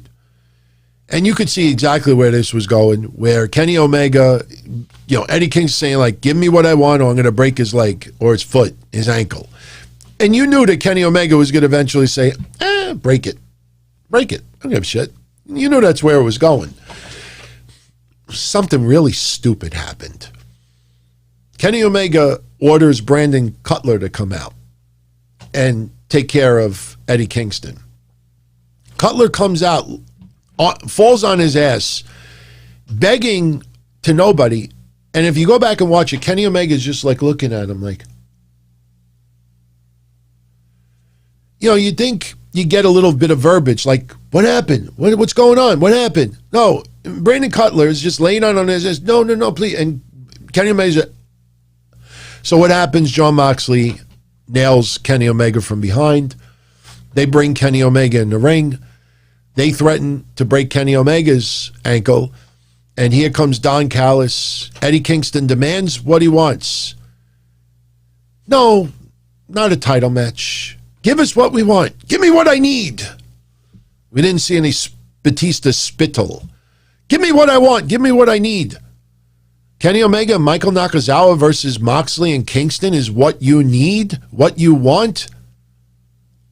That's like me robbing a bank. Damn it! Give me what I want! Give me those pennies and nickels! No, I want 50s and hundreds. If I'm Eddie Kingston or Moxley, give me Omega for the championship. Hell, we'll even go 3-way. I'll take on my friend, my buddy, my best friend. No, give us Omega and Nakazawa. Oh, you got it. You don't think next week that Kenny Omega is just going to walk out on Michael Nakazawa? I don't know. I thought 99% of what we saw was excellent, but to settle on a tag team match with nothing related to a title, I don't know. Kind of fell flat. But we did find out about this in 2 weeks. Wow. Yuji Nagata. I think he's 53 years old. 53 years old. He's going to be taking on Jon Moxley, who is going to defend the IWGP US Championship. That is going to be fun. Yuji Nagata has been wrestling, it's got to be close to 30 years. When Shivani tonight said that he used to call Nagata matches in WCW, he's not kidding. Nagata in WCW has had to have at least 50 matches.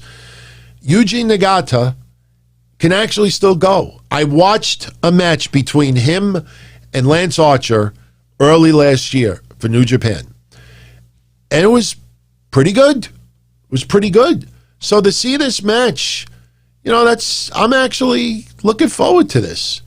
So that will happen in 2 weeks. Taz interviewed in the back by Shivani. And Christian shows up again. So now Taz says that, you're going to have to go through another member of Team Taz. All right, whatever. That Ricky Starks is ultimately going to be taking on Christian. That's probably going to be the next match we get. I'm not saying it's going to be bad, but you're going to realize Christian is going to be in AEW already for 2 months. And you're going to realize that, outwork everyone. It's been pretty much Team Taz. They have no storyline whatsoever. They teased the breakup. They teased the split. They teased all this stuff. Now suddenly Team Taz doesn't care about Sting anymore.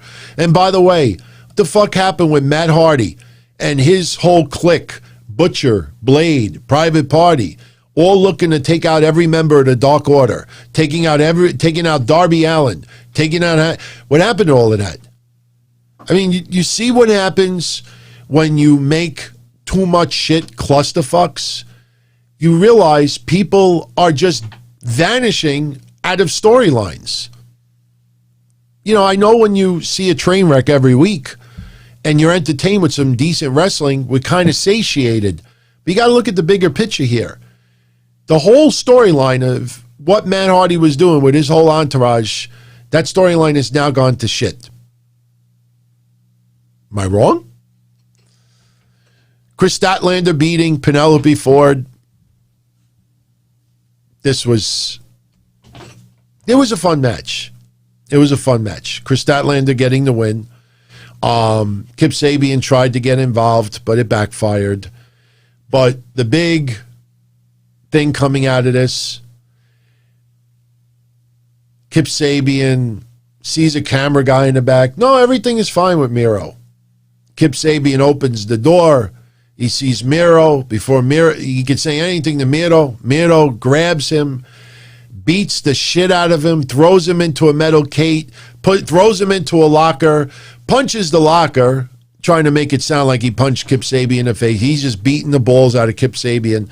And he did a spot, and you could see exactly what Miedo did, but it looked great on TV. He opened up the door, and his big metal handle by the door, and he said, now you're going to pay your dues, Kip. You're going to pay your dues. And what he did was he grabbed Kip's arm, put it inside the opening of the door. But Miedo put his foot between the door jamb, and this way when he slammed the door closed, it was actually going to slam into Miedo's boot, but it would close enough where it looked like he closed the door on Kip Sabian. The visual was great. Kip Sabian actually sold it really, really well. And then after he does that spot, Miedo is like caressing Kip Sabian. I forgive you. I forgive you. I forgive you. Miedo looked like a monster. The segment was great, but I know a lot of people out there were confused as fuck. I mean, I know for the last 2 weeks, Kip, where are you, Kip? Where are you, Kip? But to turn around and do this tonight, I saw even the biggest diehard AEW obsessed fans out there saying like, why did this happen? Like, it just felt out of nowhere. And you know what's going to happen. We'll probably get Kip Sabian versus Miedo. But really, who is Miedo going to take on for a belt? Does it feel like Miedo is going to go after Kenny Omega? Are you kidding me? Could he go after Darby Allin? Possibly. But it doesn't feel like it's going anywhere. Yeah, Kip Sabian, honestly, he's one of those guys that I don't know why he gets the TV time he does. But he does. He does. The Nightmare family versus the Factory. Factory show up in the Nightmare bus. Let me just say this about this match. The Nightmare family lost. Anthony Ogogo with the midsection punches to Billy Gunn, to Lee Johnson. Lee Johnson gets pinned by QT Marshall. That's pretty much what the match was. This match, they should be embarrassed for themselves because they're trainers. And the reason why I say it is because if you watch it closely at the beginning, you have the Factory in the ring. The Nightmare family run into the ring and start brawling. Just watch Anthony Ogogo. He's like nonchalantly like going outside the ring, and he actually walks past Dustin Rhodes because he's so fucking slow getting out of the ring and not selling it like there's a giant brawl going on. He looked like a deer in headlights. And I understand he's still new. But that's why you don't do shit like that on TV. Oh, that's not even the part that...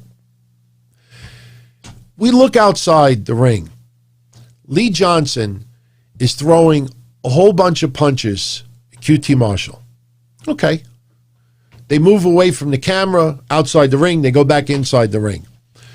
They go back outside the ring. And they have it focused on Lee Johnson throwing punches, hitting QT Marshall. I kid you not.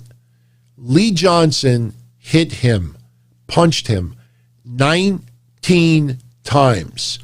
Connected 19 times. Not counting the first camera shot where he hit him another 10 times. Hit him 19 times. Go back and watch it. You'll count it. 19. QT Marshall, he sold none of it. He then hit Lee Johnson in the midsection. Halfway through the punches, he looks towards the ring, I guess to see if anybody was going to dive onto them. He's getting punched in the face. And he sold 0 of the 19 punches.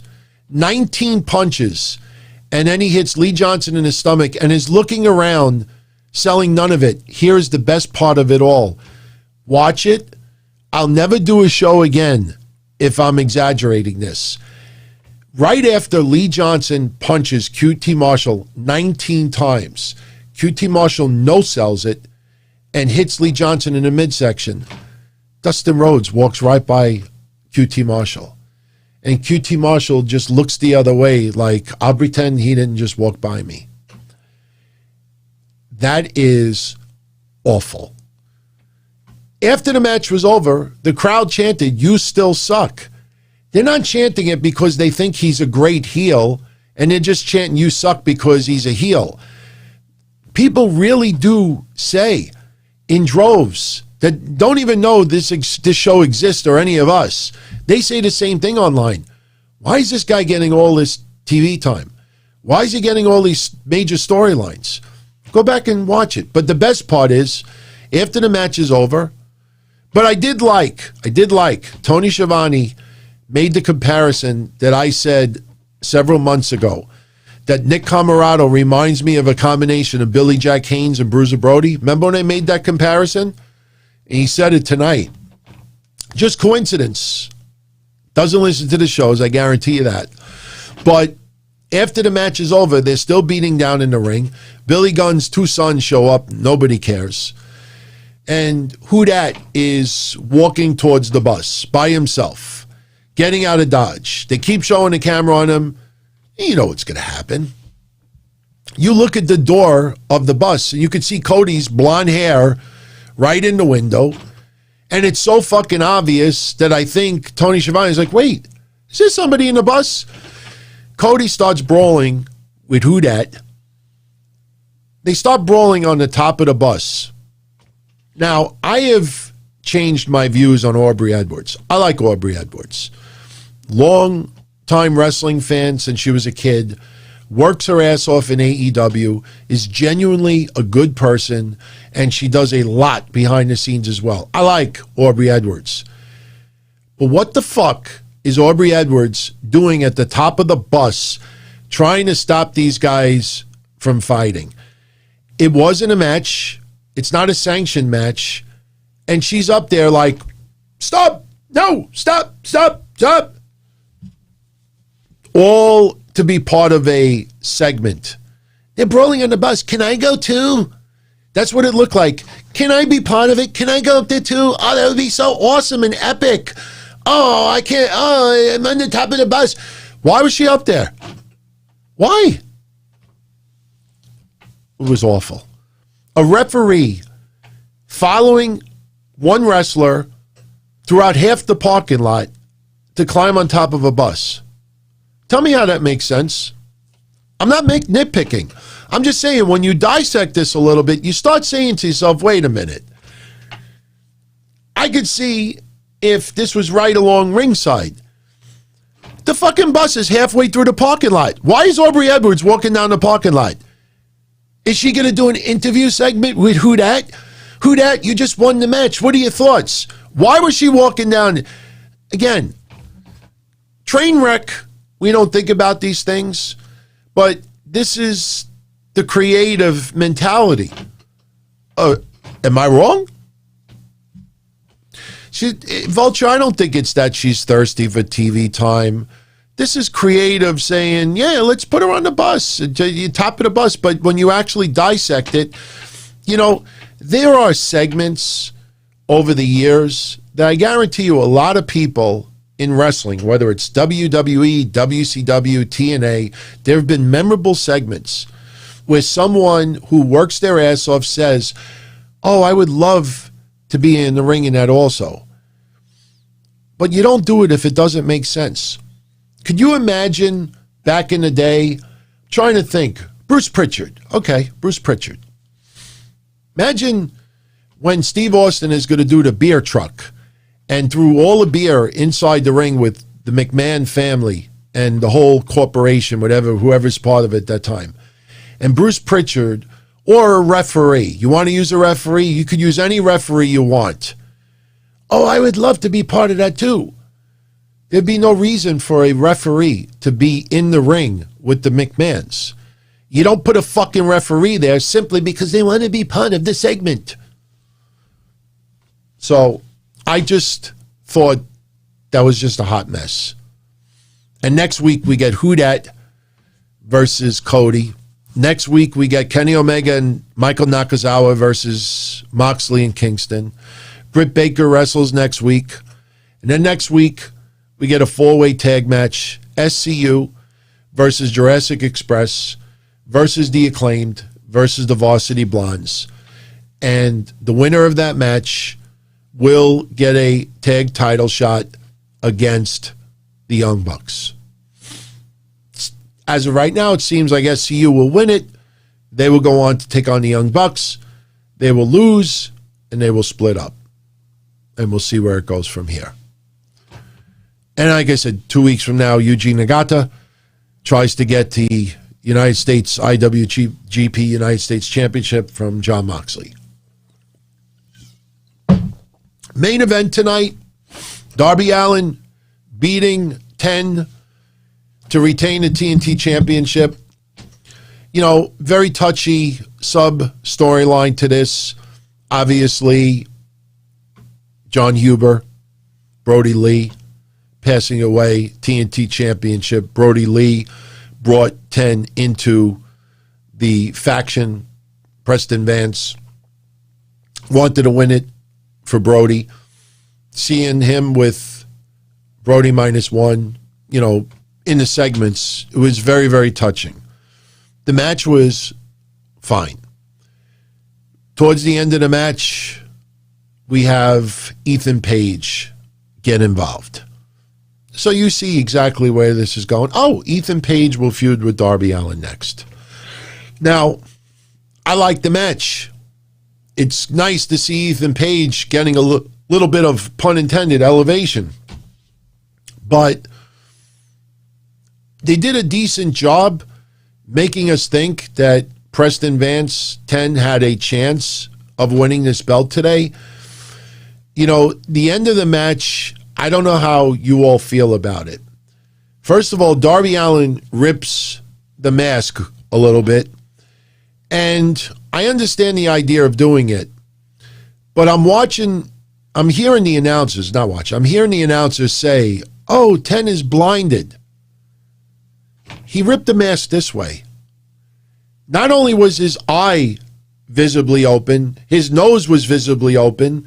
You probably could have stuck your whole fist inside the mask. It made his vision even better.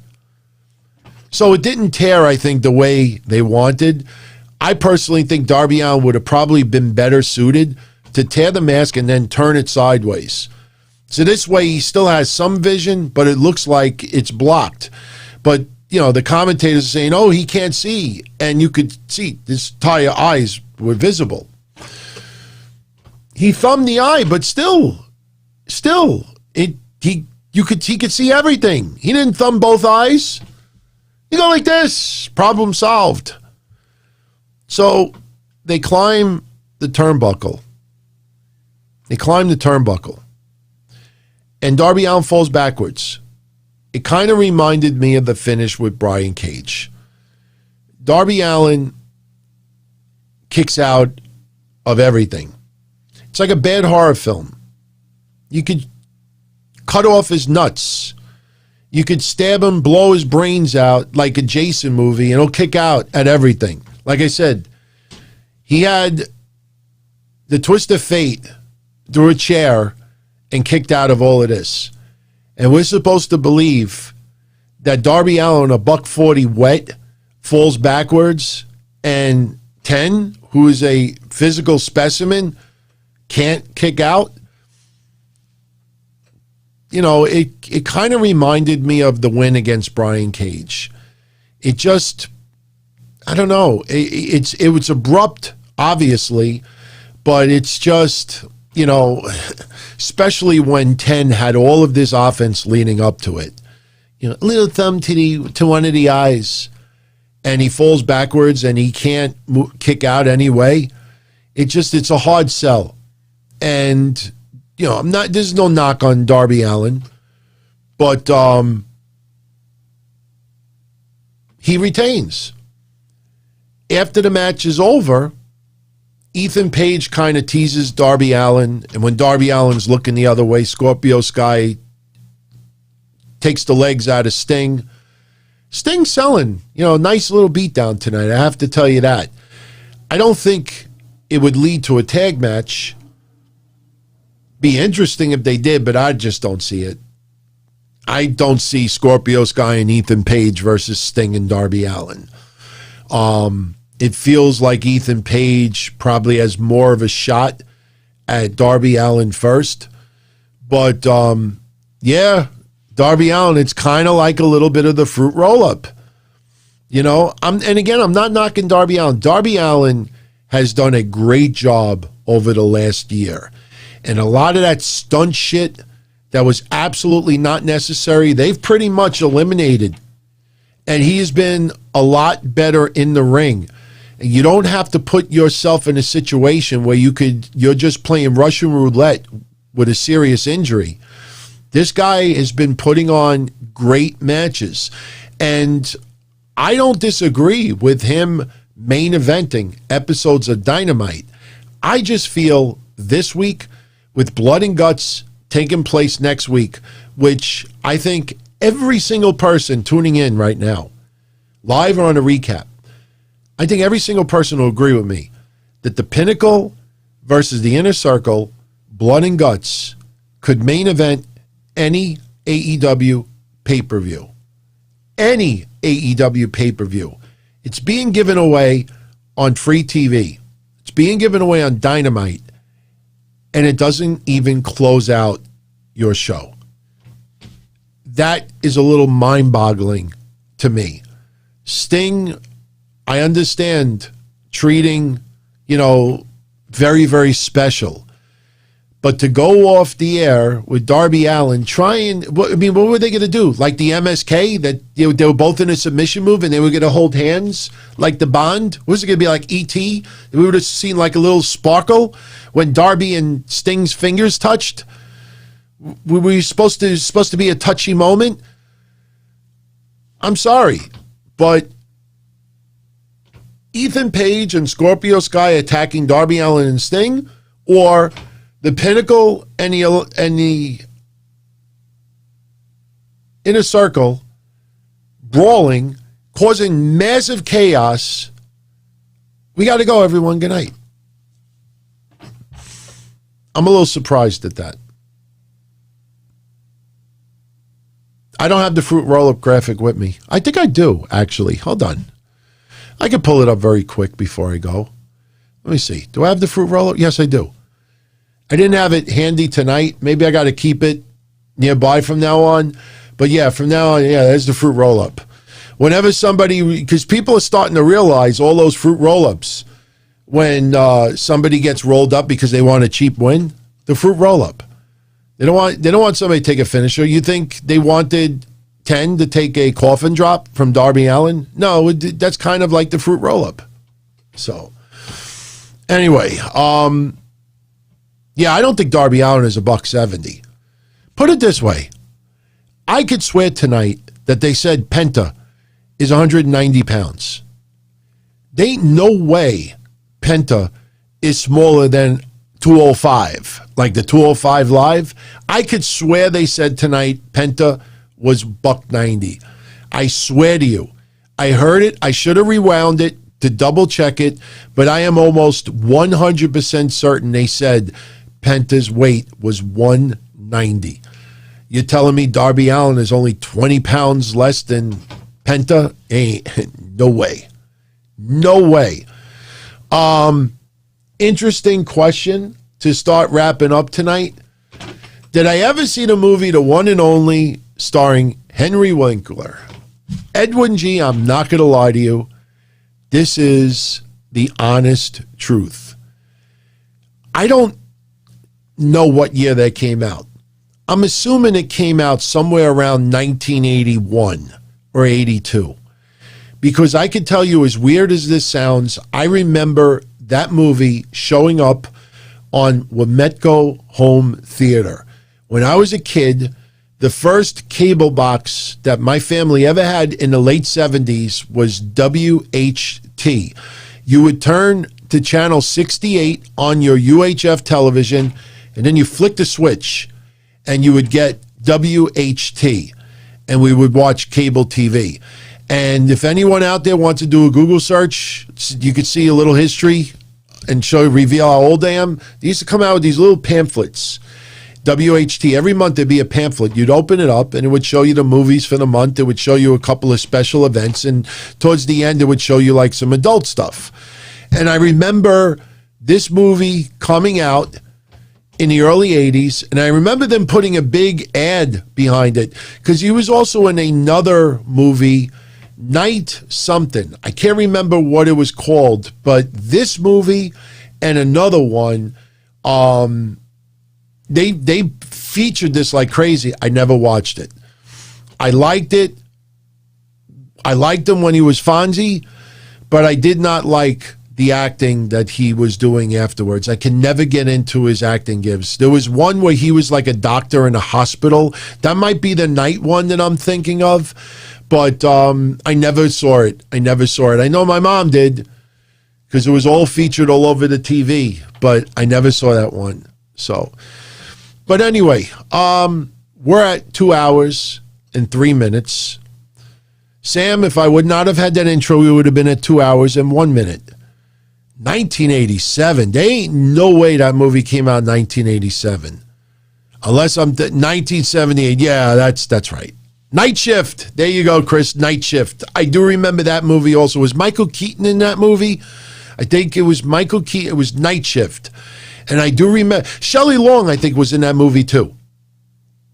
And obviously would never have expected a question like that. Yeah, so I'm not prepared. But I think Shelley Long might have been in that movie, and it was very, very like early 80s. Right around that time, I remember WHT pushing the shit out of those two movies. So, Waterboy I saw. I liked Waterboy. It was okay. But anyway, tomorrow night, 10:05 p.m. Eastern, I will be right back here for AMA, Q&A, mailbag. Mish is scheduled to join me. So anything that's on your mind, you'll be able to ask Mish as well. Nothing is out of bounds. I have not seen Biden's speech, obviously. I watched wrestling tonight. But if you have some political stuff on your mind tomorrow, bring it. Wrestling, bring it. Sports, bring it. Anything you want, bring it tomorrow night. Yeah, there you go. See, Kris, my memory's not that shot. Yes, Michael Keaton, Shelley Long, Henry Winkler, 1982. I'm telling you, I remember it. And the fact that I remember the actors and the actresses in it, and I never saw the movie, tells you how much it was pushed at that time. In fact, if you did a Google image search and looked up WHT 1982 and even typed in Night Shift, I bet you'll find the advertisement right smack on the front of the cover. Interesting how you remember things like that, you know? And how long ago is that? That's 33 years ago. And for some reason, I remember that. So, but anyway, everyone, much love. And VJ, Mish is not going to be on with me every week. We thought it would be a nice way to shake it up for this Thursday, you know, expand the Q&A a little bit, bring him aboard. Anything is on the table. So you'll kind of get like he and I unplugged. And, you know, we have an interesting dynamic. I know it happens a lot on the Patreon shows, but, you know, Thursday, tomorrow, we're going to do Q&A, and I'll talk a little bit about my medical results that came in today. There was some good news, but there was some pretty bad news.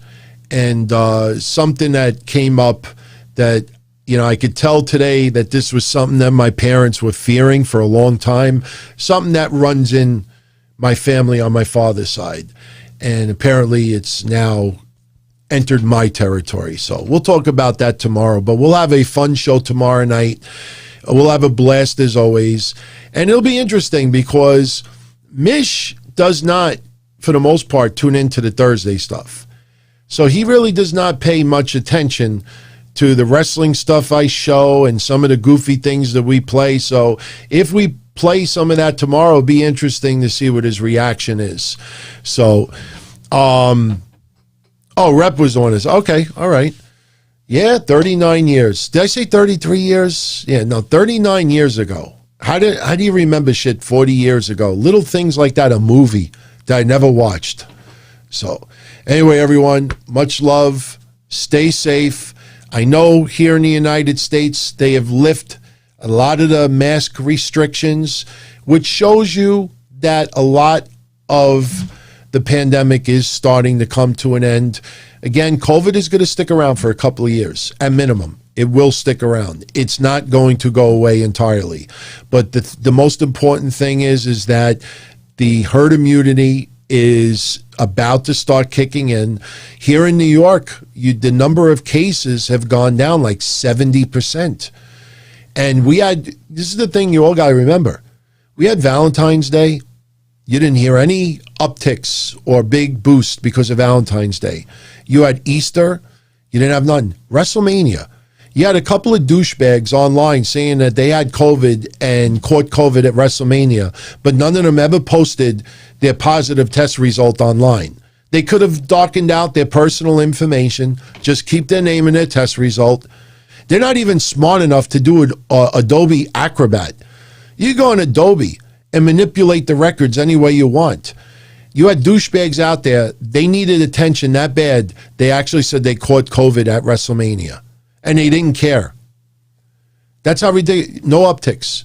So that should tell you something. So anyway, Sam, I'll check out the message later. Now I am going to do my editing, post this online for my audio-only friends, and jet out of here. So one last time before you go, if you don't mind, if you enjoyed the show, smash that like button, Like, share, subscribe. It helps me more than you know. The more you do that, the more YouTube recommends it to others. So I'd appreciate if you could do that before I get out of here. And I will see you tomorrow night, 10:05 p.m. Eastern. Definitely stop by, and I'll see you then. Take care, everyone. Much love as always. Good night.